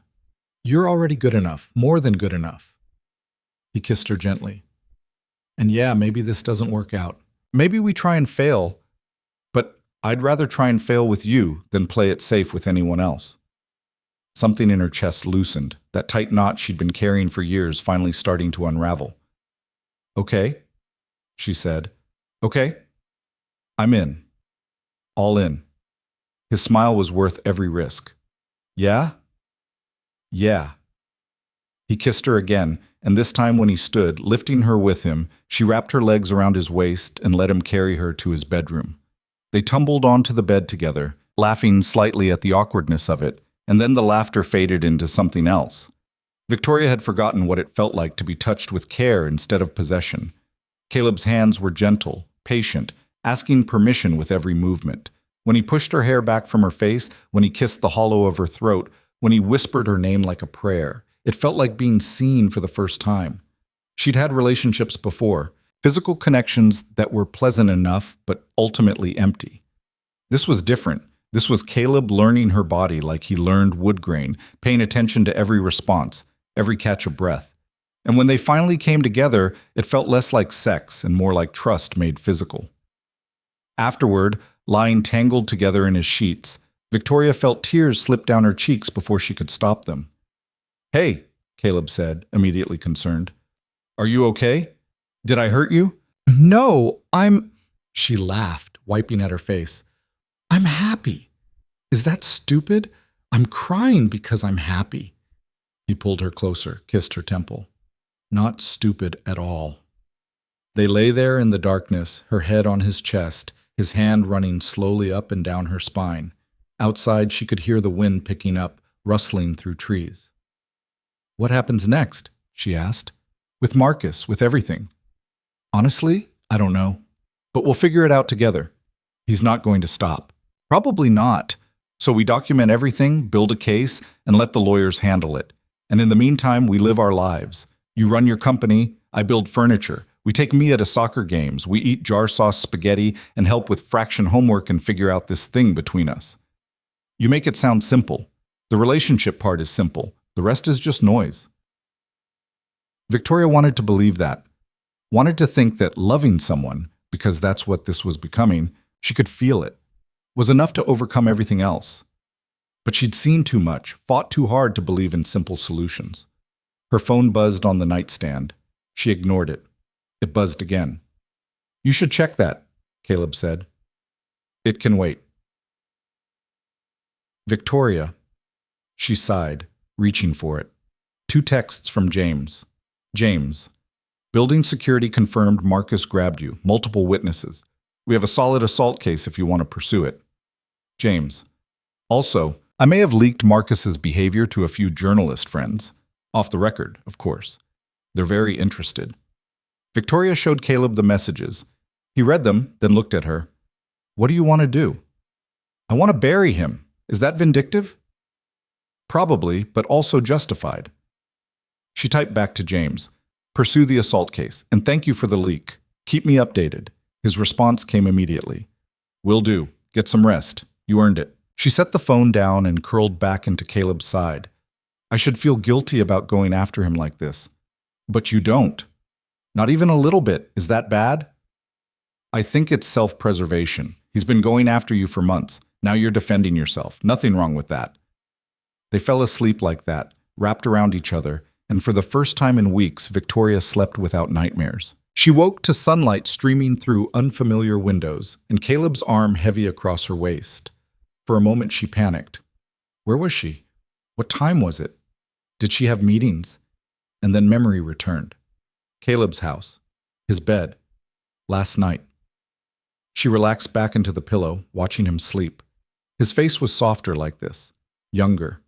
The worry lines around his eyes smoothed out. She had the sudden urge to trace them with her fingers, to memorize every detail. You're staring, he mumbled without opening his eyes. How do you know? I can feel it. He cracked one eye open, smiling. Morning? Morning. How'd you sleep? Better than I have in months. You? Best night in years. He pulled her closer, kissed her shoulder. We should probably get up. Mia's getting dropped off at 9, and she'll have questions if you're still here. Victoria glanced at the clock. 8:15. I should go then. Or you could stay. Have breakfast with us. Face the questions. Caleb, I'm not saying we need to make some big announcement, but she knows you're important to me. To us. And I don't want to hide that. Victoria thought about Mia's easy acceptance, the way she'd asked about being a girlfriend like it was the most natural thing in the world. Kids were resilient, adaptable, maybe more than adults. Okay, she said. I'll stay. They got up, Caleb loaning her a t-shirt and sweats that were comically too big. She rolled up the sleeves and cuffs, and he laughed. You look ridiculous. Thanks so much. Ridiculously cute. He made coffee, real coffee, not the motor oil from the cafe, and started on pancakes. Victoria sat at the kitchen table, watching him move around the space with easy familiarity. This could be her life, she thought, weekend mornings making pancakes. A man who knew how she took her coffee. A child who asked inappropriate questions and drew stick figures on the fridge. It should have terrified her. Instead, it felt like coming home. Jamie dropped off Mia just before 9. She came bursting through the door, talking a mile a minute about the movie they'd watched and the fort they'd built, and how Jamie let her stay up until 10:30, which was basically midnight. Then she saw Victoria and stopped mid-sentence. Oh, hi. Hi, Mia. Did you stay over? I did. Mia looked at Caleb, then back at Victoria, processing. Like a sleepover? Sort of. Cool. Are you making pancakes, Daddy? Yep. Can Victoria stay for them? She's already staying. Good. Mia dropped her overnight bag by the door and climbed into the chair next to Victoria. Did you know that Jamie lets me have chocolate chips in my pancakes, but Daddy says it's too much sugar? I think Daddy's wrong. Victoria bit back a smile. That's between you and your dad. Traitor, Mia muttered, but she was grinning. They ate breakfast together, Mia dominating the conversation with a detailed breakdown of everything she'd done in the last 18 hours.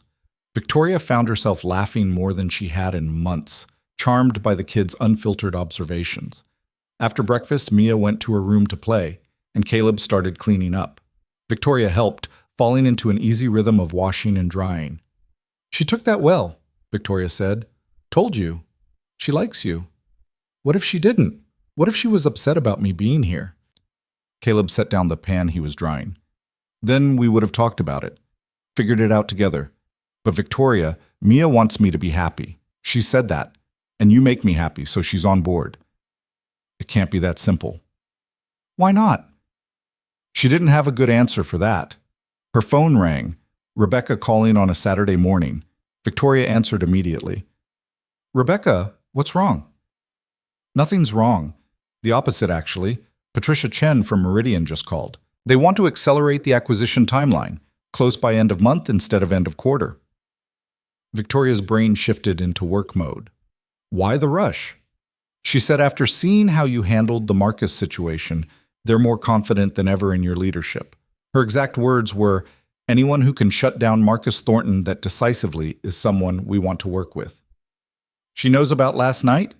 The restaurant incident is already making the rounds. Apparently, several people at the Broadmoor recognized you both. One of them posted about it on social media. Fantastic. Actually, it is. The narrative is that you stood up to an aggressive ex-mentor who tried to physically intimidate you. You're coming out of this looking strong, not weak. Victoria sat down trying to process. So we're actually going to close Meridian. We're going to close Meridian. Biggest deal of the year. I'm drafting the press release now. Thank you, Rebecca, for everything. Thank you for finally standing up to that asshole. It was long overdue.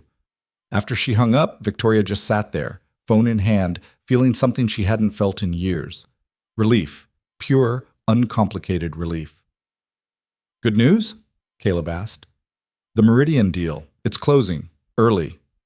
That's the big pharmaceutical acquisition, right? Yeah. 8 months of work. I thought Marcus had destroyed it, but apparently standing up to him made me look stronger. She laughed, slightly hysterical. I've been so scared of him for so long, and all I had to do was say no. Caleb sat next to her, pulled her into his arms. That's not all you did. You built a company that speaks for itself, made smart investments, earned people's trust. Marcus was just noise. You're the signal. She turned her face into his shoulder, breathing him in. I love you. The words were out before she could stop them, and she felt him go still. What? She pulled back, met his eyes. I love you.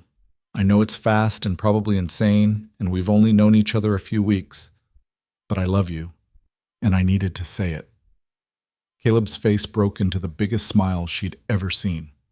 I love you too. So much it scares me sometimes. Yeah? Yeah. They kissed, soft and certain, and Victoria felt something slot into place inside her chest. This was what she'd been missing, not just love, but this specific love. Caleb's steadiness, his honesty, the way he saw her completely and chose her anyway. Victoria, what? Mia called from her room. Can you come help me with something? Victoria pulled back, laughing. Duty calls. Welcome to parenthood. It's mostly being interrupted at inconvenient times. She stood, started toward Mia's room, then paused. Caleb? Yeah? Thank you. For last night, for this morning, for all of it. You don't have to thank me for loving you. That's the easy part. She smiled and went to help Mia, who wanted assistance building an elaborate Lego castle. They spent the next hour on the floor of her room, following complicated instructions while Mia provided running commentary on the storyline she was creating. So, the princess lives here, but she's not a regular princess. She's a scientist princess. And she has a dragon, but the dragon is nice. And there's a bad guy, but the princess defeats him with science. Sounds like a good story, Victoria said. It is. Do you like science? I do. I work with companies that make medicine, which is a type of science. Cool. So you're like the princess, except not in a castle. I guess so. Mia looked at her seriously. Are you going to marry my daddy? Victoria's hands froze on the Lego brick she was holding. That's, we haven't really talked about that. But do you want to? Mia, Caleb said from the doorway. Give Victoria some space. I'm just asking. It's okay, Victoria said. She looked at Mia, this fierce little person who'd accepted her with such ease. I don't know about marriage, but I do know I want to be around, for you and your dad, if that's okay with you. Mia considered this. That's okay with me. But if you do get married, can I be the flower girl? Absolutely. Good. Now help me find the turret piece. It looks like this. Caleb caught Victoria's eye, mouthing sorry. She just smiled and went back to building the castle. This was her life now. Lego castles and difficult questions and a man who loved her despite all her sharp edges. It wasn't perfect. Marcus was still out there, still angry. The lawsuit would be ugly and public. There would be more fights, more challenges, more moments of doubt. But for the first time in years, Victoria felt like she had something worth fighting for that wasn't just work. She had Caleb. She had Mia. She had this strange, unexpected family that had formed around her, and that was worth everything. Later that afternoon, after the Lego castle was finished and Mia was occupied with a movie, Victoria and Caleb sat on the back porch watching clouds move across the sky. "What are you thinking about?" he asked. "Everything. Marcus, work, us, how much my life has changed in a month. Good change or bad change? Terrifying change, but good." She leaned her head on his shoulder. "I keep waiting for the other shoe to drop, for something to go wrong. Maybe nothing will go wrong. That's not how my life works. Maybe it's time for that to change too." Her phone buzzed. Another message from James. "James, Marcus's lawyers just called. He wants to settle, avoid the assault charges and the lawsuit in exchange for a confidentiality agreement and staying away from Lane Capital permanently." Victoria showed Caleb. He read it, then looked at her.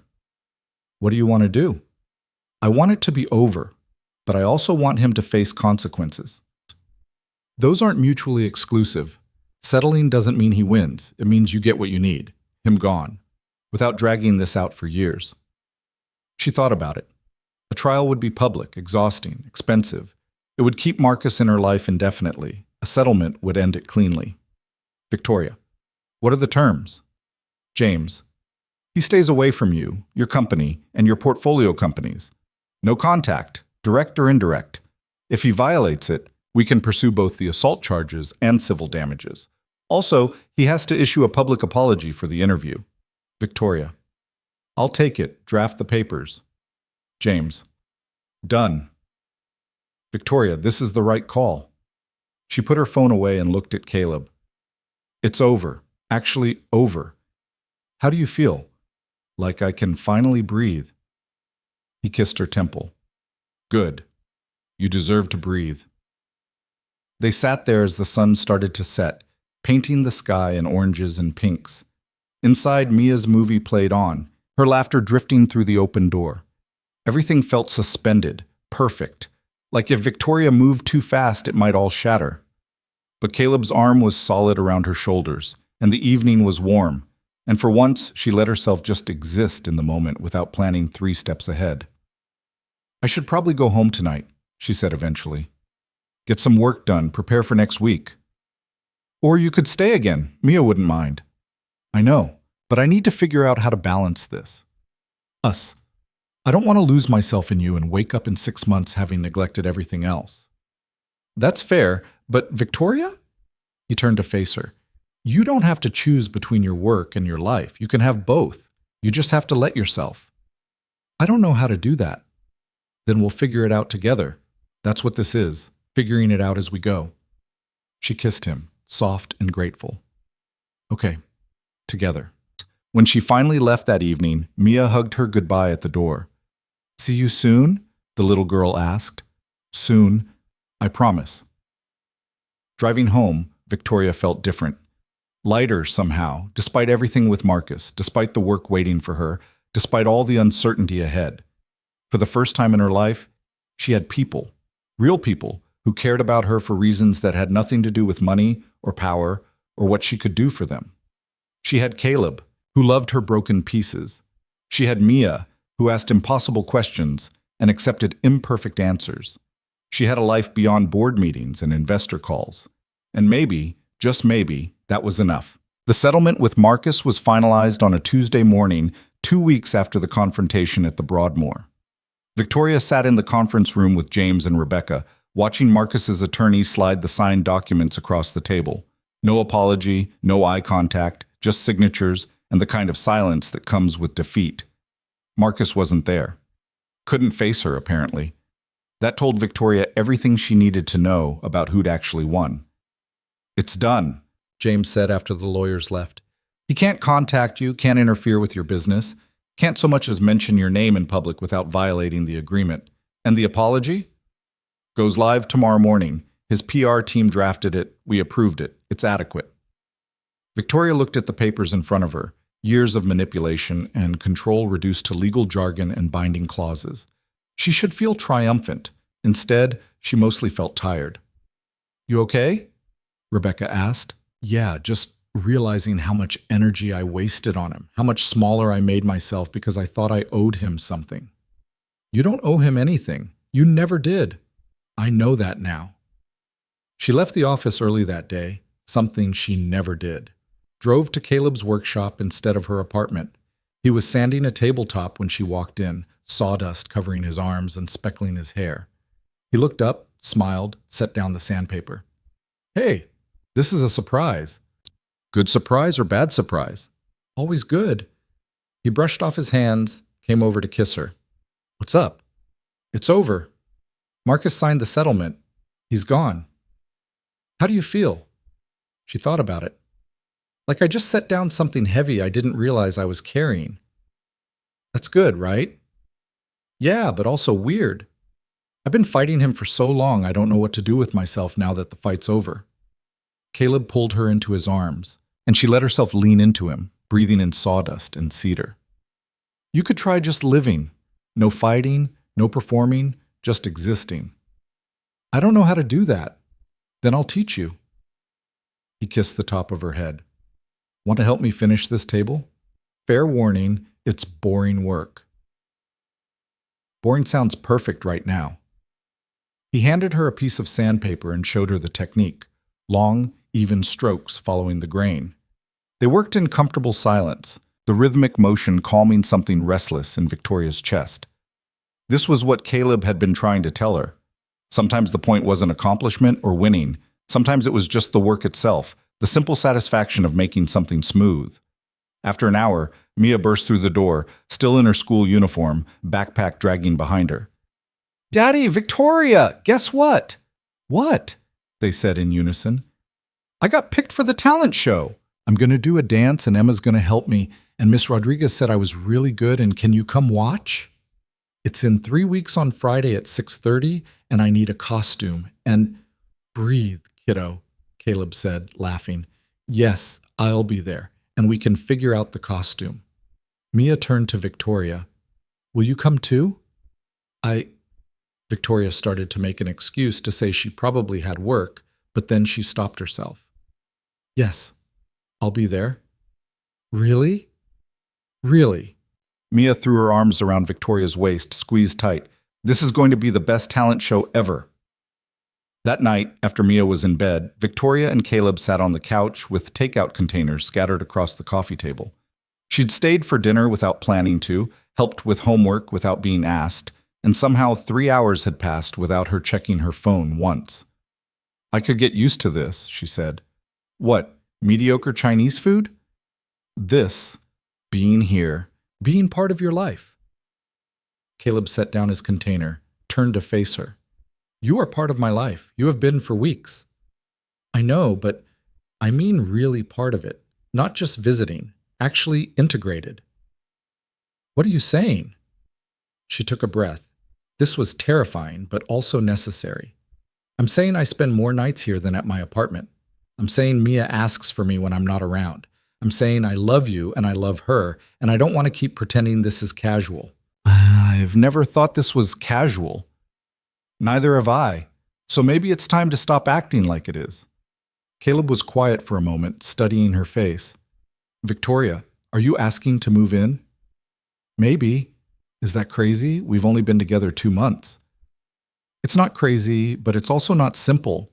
Mia's routine, my space, your work schedule, there's a lot to figure out." "I know, and I'm not saying it has to happen tomorrow, but I want to start planning for it. Actually building a life together instead of just dating around the edges." He kissed her, soft and certain. "Okay, let's plan." They spent the next hour talking logistics. Victoria would keep her apartment for now, transition slowly. Start keeping more clothes at Caleb's place, shift her schedule to accommodate morning drop-offs and evening pickups. It wouldn't be perfect. Her work still demanded crazy hours sometimes, and there would be growing pains. But they'd figure it out. The Meridian acquisition closed 3 weeks later with minimal drama. Victoria stood in the conference room as Patricia Chen signed the final documents, both of them smiling for the photographer who'd been hired to document the moment. Biggest deal of Lane Capital's history, and Victoria had done it without Marcus's help. Without anyone's help, really, except her own team. "Congratulations," Patricia said, shaking her hand. "You should be very proud." "Thank you, I am." "And Victoria, for what it's worth, I'm glad you stood up to Marcus Thornton. The industry needed to see that kind of behavior has consequences." After Patricia left, Rebecca popped a bottle of champagne. The whole team gathered in the conference room, analysts, associates, administrative staff, celebrating not just the deal but everything it represented. Proof that Lane Capital was stable, successful, and led by someone who knew what she was doing. James raised his glass. To Victoria, who built this company into something her parents would be proud of. Everyone drank. Victoria felt tears prick her eyes but blinked them back. Professional, always professional. Except she wasn't just professional anymore. She was also someone who went to second-grade talent shows and helped with fraction homework and fell asleep on 2 small couches wrapped around a man who loved her. She slipped out of the celebration early, drove to Mia's school just as dismissal was starting, found her in the chaos of kids and backpacks and shouted conversations. "Victoria!" Mia ran over, nearly knocking her down with the force of her hug. "What are you doing here? Thought I'd surprise you. Want to get ice cream?" "Yes, can we get the kind with gummy bears?" "Absolutely." They went to the ice cream place Mia loved, got cones with way too many toppings, and sat outside in the April sunshine. Mia talked non-stop about her day. A boy who'd gotten in trouble for bringing a lizard to class, the new book they were reading, her costume for the talent show that was almost perfect but needs more sparkles. Victoria listened, asked questions, and realized this was the happiest she'd been in years. Not closing a major deal, not proving Marcus wrong. Just sitting in the sun eating ice cream with an 8-year-old who thought she hung the moon. "Victoria?" Mia said, licking melted ice cream off her fingers. "Yeah? I'm really glad you met my dad." "Me too, sweetheart. Me too." The talent show was exactly as chaotic as Victoria expected. The elementary school gym packed with parents, grandparents, siblings, all holding phones ready to record. The principal gave a speech about creativity and courage that went on too long. Then the kids started performing. Victoria sat between Caleb and Jamie. Marcus was there too, having claimed he wouldn't miss this for the world, watching act after act. Piano solos, magic tricks, a very enthusiastic but off-key singing group. Finally, Mia's turn. She walked out in her costume, purple leotard covered in sparkles, matching tutu, looking so small on the big stage. The music started, some pop song Victoria vaguely recognized, and Mia began to dance. She wasn't perfect, forgot a step halfway through, recovered quickly. Got off beat during one section, caught up. But she was confident, smiling huge, clearly having the time of her life. Victoria felt Caleb's hand find hers, squeezed tight. When she glanced at him, there were tears on his cheeks. "You okay?" she whispered. "She's just so brave, gets up there in front of everyone and just does it." "She gets that from you." "Maybe. Or maybe she's just her own person." He looked at Victoria. "Thank you for being here. Wouldn't miss it." When Mia finished, the applause was thunderous. She took a bow, grinning so wide her face must have hurt, and ran off stage. After the show, she found them in the crowd, launched herself at Caleb. Did you see? Did you see?" "I saw. You were amazing. I messed up the turn, but I kept going like you said." "That's exactly right. I'm so proud of you." Mia turned to Victoria. "What did you think?" "I think you're incredibly talented and brave, and those sparkles were absolutely necessary. I told you." They went out for celebratory pizza after, the 5 of them crowding into a booth. Jamie and Marcus told embarrassing stories about Caleb from their army days, which Mia found hilarious and Caleb pretended to hate. Victoria mostly just watched, feeling like she'd stumbled into someone else's life and been allowed to stay. Later, after Mia was asleep and they were getting ready for bed, Caleb wrapped his arms around Victoria from behind as she brushed her teeth. "Move in with me," he said to her reflection in the mirror. She spit out toothpaste. "What?" "I know we said we'd plan, take it slow, but I don't want to take it slow. I want you here, every night. Your clothes in my closet, your coffee cup in my sink, your opinions about Mia's homework, all of it." Victoria turned to face him. "Caleb, I love you. Mia loves you. And life's too short to waste time being cautious." He paused. "But if you're not ready, if you need more time, I understand." She thought about her apartment downtown. Beautiful, expensive, empty. Then thought about this house, too small, constantly messy, full of life. "Okay," she said. "Okay? Okay. I'll move in." His smile was worth every uncertainty.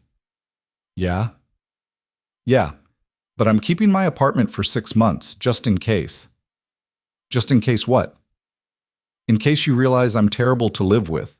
I work too much, I'm not good at small talk, and I have very specific opinions about how towels should be folded. I'll risk it." They kissed, and Victoria felt something slot into place. This was right, terrifying, but right. Moving in was harder than Victoria expected, not because of the logistics, movers handled most of that, but because it meant actually combining lives. Caleb had to clear drawer space, make room in the closet, adjust to someone else's schedule. Victoria had to learn to compromise on things like grocery shopping and thermostat settings, and how much time was appropriate to spend on work emails during dinner. They fought about stupid things, whether the dishes should be done immediately after meals or could wait until morning, how to handle Mia's requests for extended screen time, the correct way to load a dishwasher. "This is normal," Jamie assured Victoria during a lunch date 2 months after the move. "Everyone goes through this.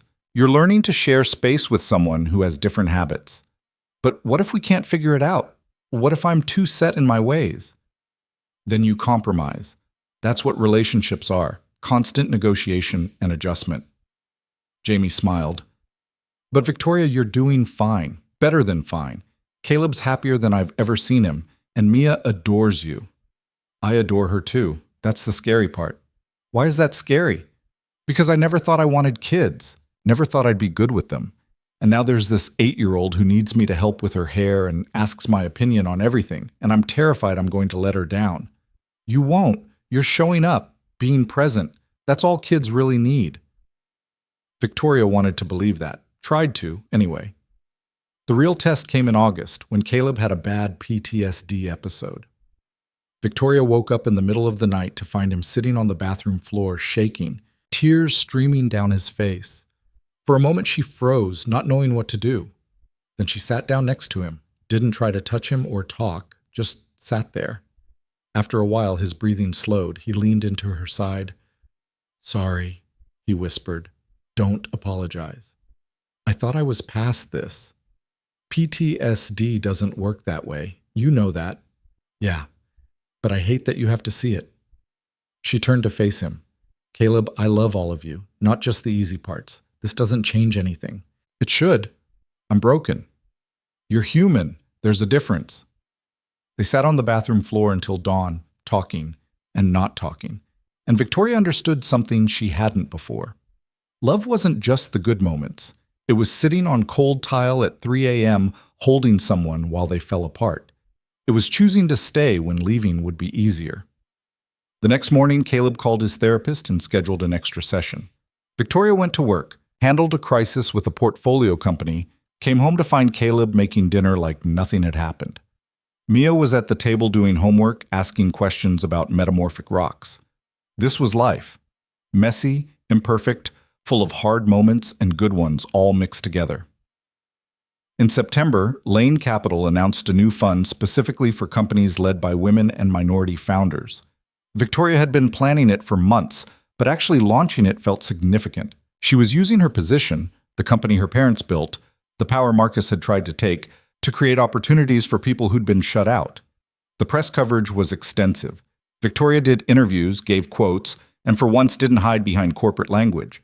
She talked about her own experiences, the obstacles she'd faced, the mentors who'd helped, and the ones who'd hurt. One reporter asked if she considered herself a role model. I don't know about that, Victoria said, but I hope I'm proving you can be successful without sacrificing everything else. I have a partner, a daughter I'm helping raise, a life outside work, and somehow the company's doing better than ever. Maybe that's the real message. You don't have to choose. The interview ran in 3 major publications. Victoria's inbox flooded with messages from young women thanking her, asking for advice, sharing their own stories. It was overwhelming and humbling and exactly what she'd hoped for. That night, she came home to find Mia at the kitchen table, surrounded by art supplies. "What are you making?" Victoria asked. "A family tree for school. Want to help?" Victoria sat down, suddenly emotional. "Sure." Mia had already drawn the basic tree structure. "So at the top is you and Daddy, then me. Then I need to add other people. Do you have parents?" "I did. They died a few years ago." "Oh, sorry." Mia was quiet for a moment. "Do you want to add them anyway?" "Yeah, I'd like that." They worked together, adding names and drawing connections.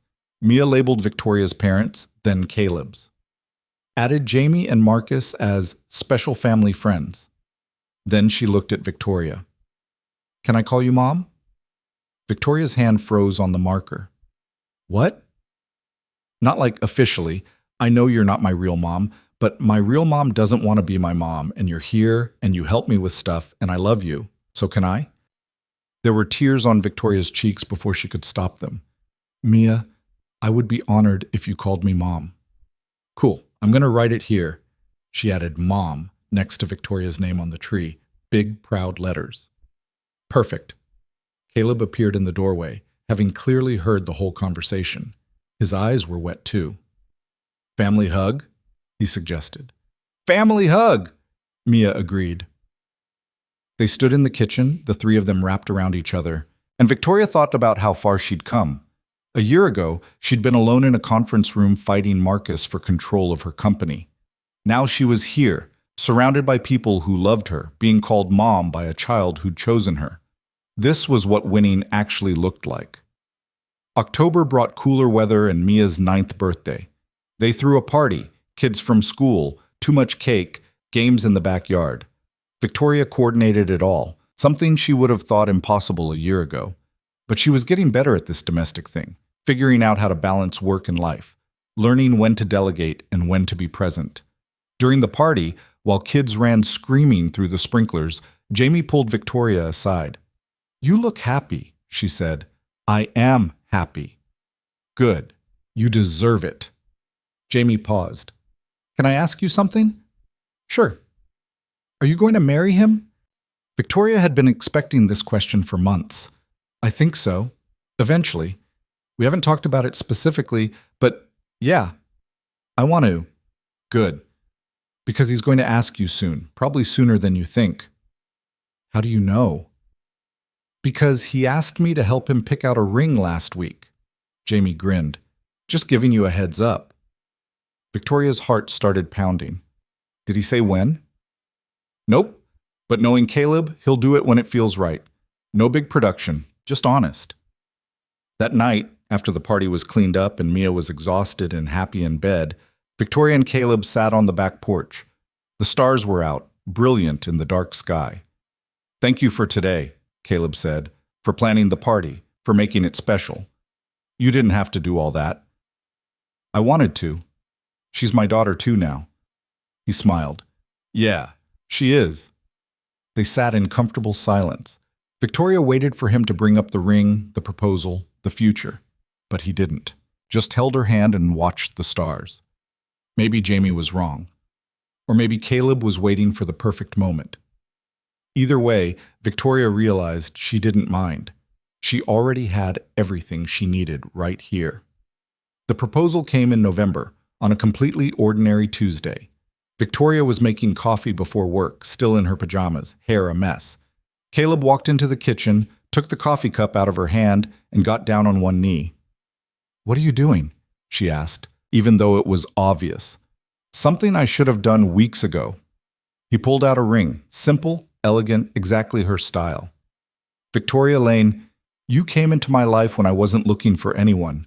You turned everything upside down in the best way. You love my daughter like she's yours.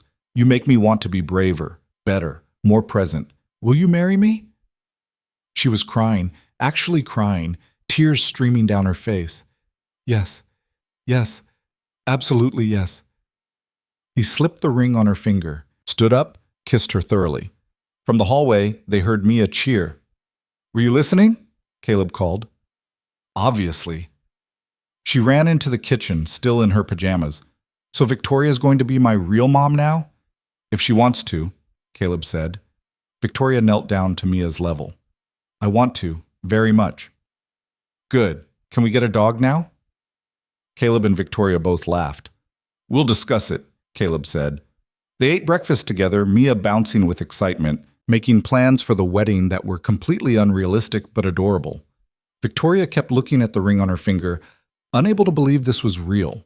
A year ago, she'd been sitting in a cafe expecting another disaster date. Now she was engaged to the best man she'd ever met, planning a future with him and his daughter. Their daughter, she corrected herself. Theirs. The wedding was small, held in January on a Saturday afternoon. Just close friends and family, Rebecca, James, Jamie, Marcus, a few of Mia's friends, some of Caleb's woodworking clients who'd become friends. They got married in Caleb's backyard, bare trees overhead, winter sun breaking through clouds. Mia was the flower girl, wearing a purple dress covered in sparkles, because of course she was. She took her job very seriously, walking down the aisle with perfect posture, scattering petals with precision. Victoria wore a simple dress, cream-colored, no veil. Caleb wore a suit that actually fit him properly, and when he saw her walking toward him, he started crying. So did she. They were both a mess by the time they got to the vows. "I'm supposed to have something prepared," Caleb said, wiping his eyes, "but I'm just going to speak from the heart. Victoria, you taught me it's okay to take up space, to want things, to believe I deserve good things. You chose me and Mia when you could have chosen anyone, and I'm going to spend the rest of my life making sure you never regret that choice. I love you. So much." Victoria took a shaky breath. "I had a whole speech written, very professional, very organized, but standing here looking at you, I just want to say this. Thank you. For seeing me when I didn't see myself. For loving me when I didn't think I was worthy of love. For giving me a family when I'd convinced myself I didn't need one. I love you, Caleb Hayes. I love our daughter. I love this life we're building, and I can't wait to see what comes next." The officiant pronounced them married. They kissed while everyone cheered, and Mia shouted, "Finally!" loud enough that the neighbors probably heard. The reception was in the same backyard, long tables covered with food, lights strung between trees. People ate and talked and danced to music playing from speakers. Victoria spent most of the night being hugged by people who'd watched her transformation from workaholic CEO to something softer, more whole. Patricia Chen from Meridian came, bringing a gift and warm congratulations. "You look happy," she said. "I am. Happier than I thought possible." "Good. The world needs more women who refuse to choose between success and joy. You're proving we can have both."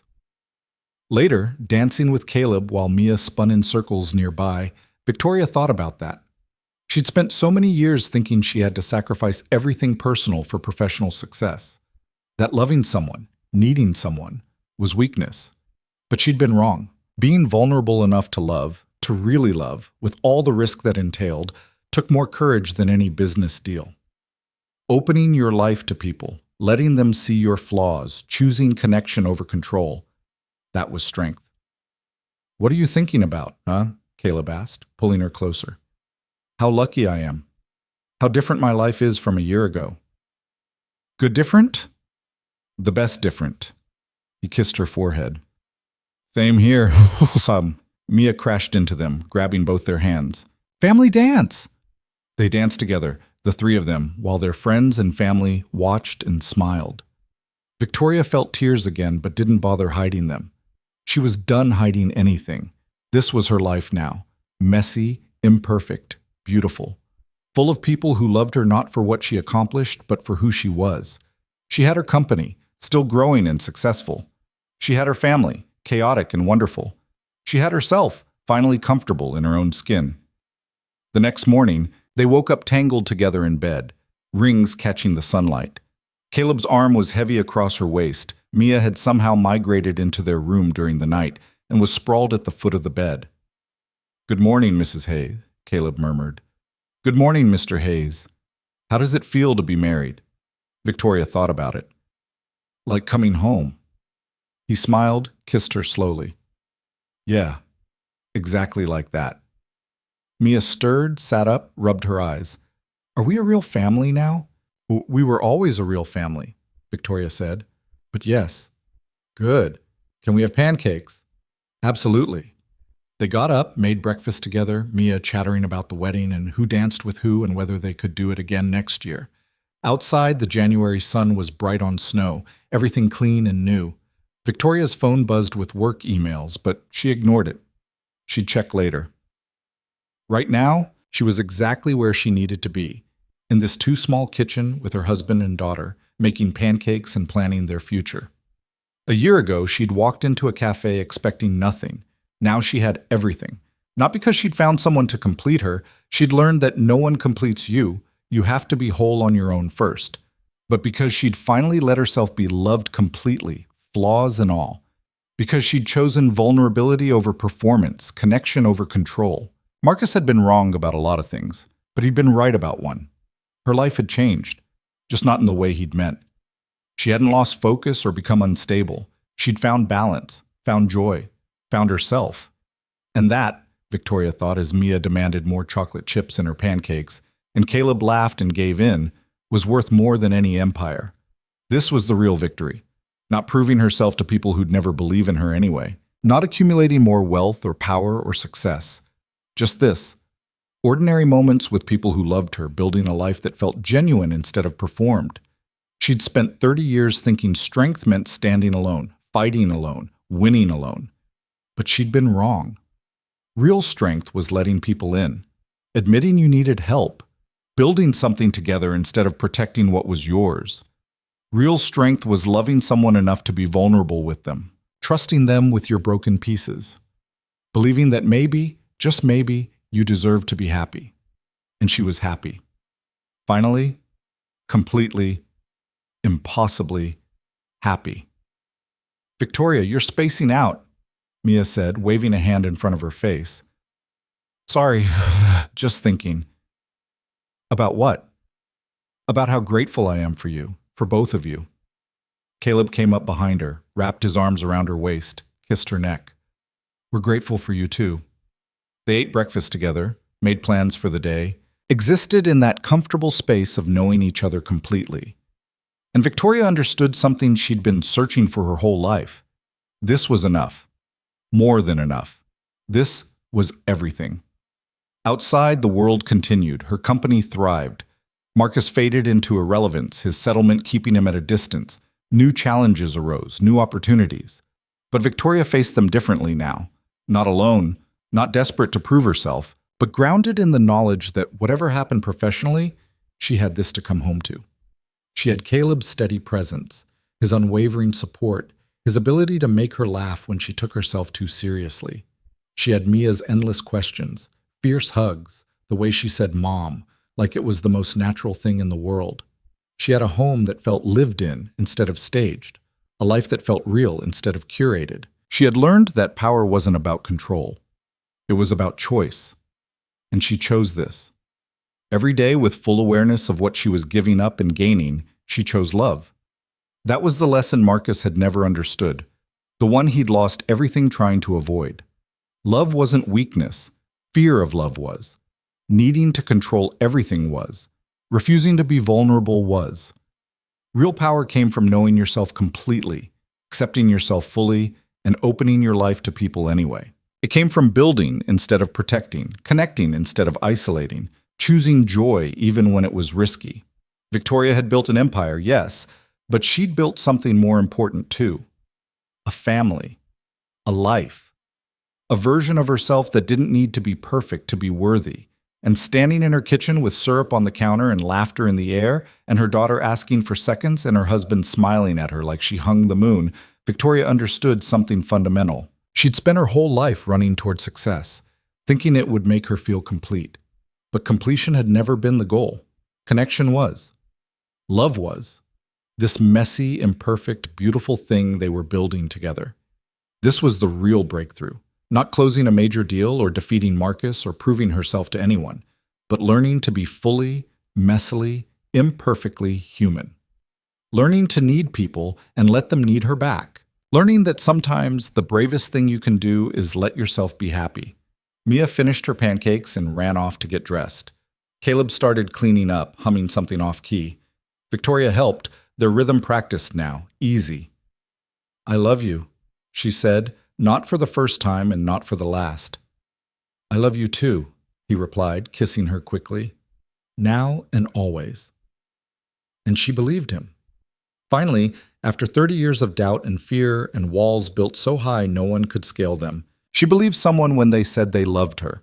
That was the real ending, not happily ever after, because life didn't work that way. There would be hard days and fights and challenges ahead, but honestly ever after. Building a life based on truth instead of performance, on connection instead of control, on love instead of fear. Victoria Lane had learned to stop performing and start living, to stop fighting and start choosing, to stop proving herself and start accepting herself. And that made all the difference.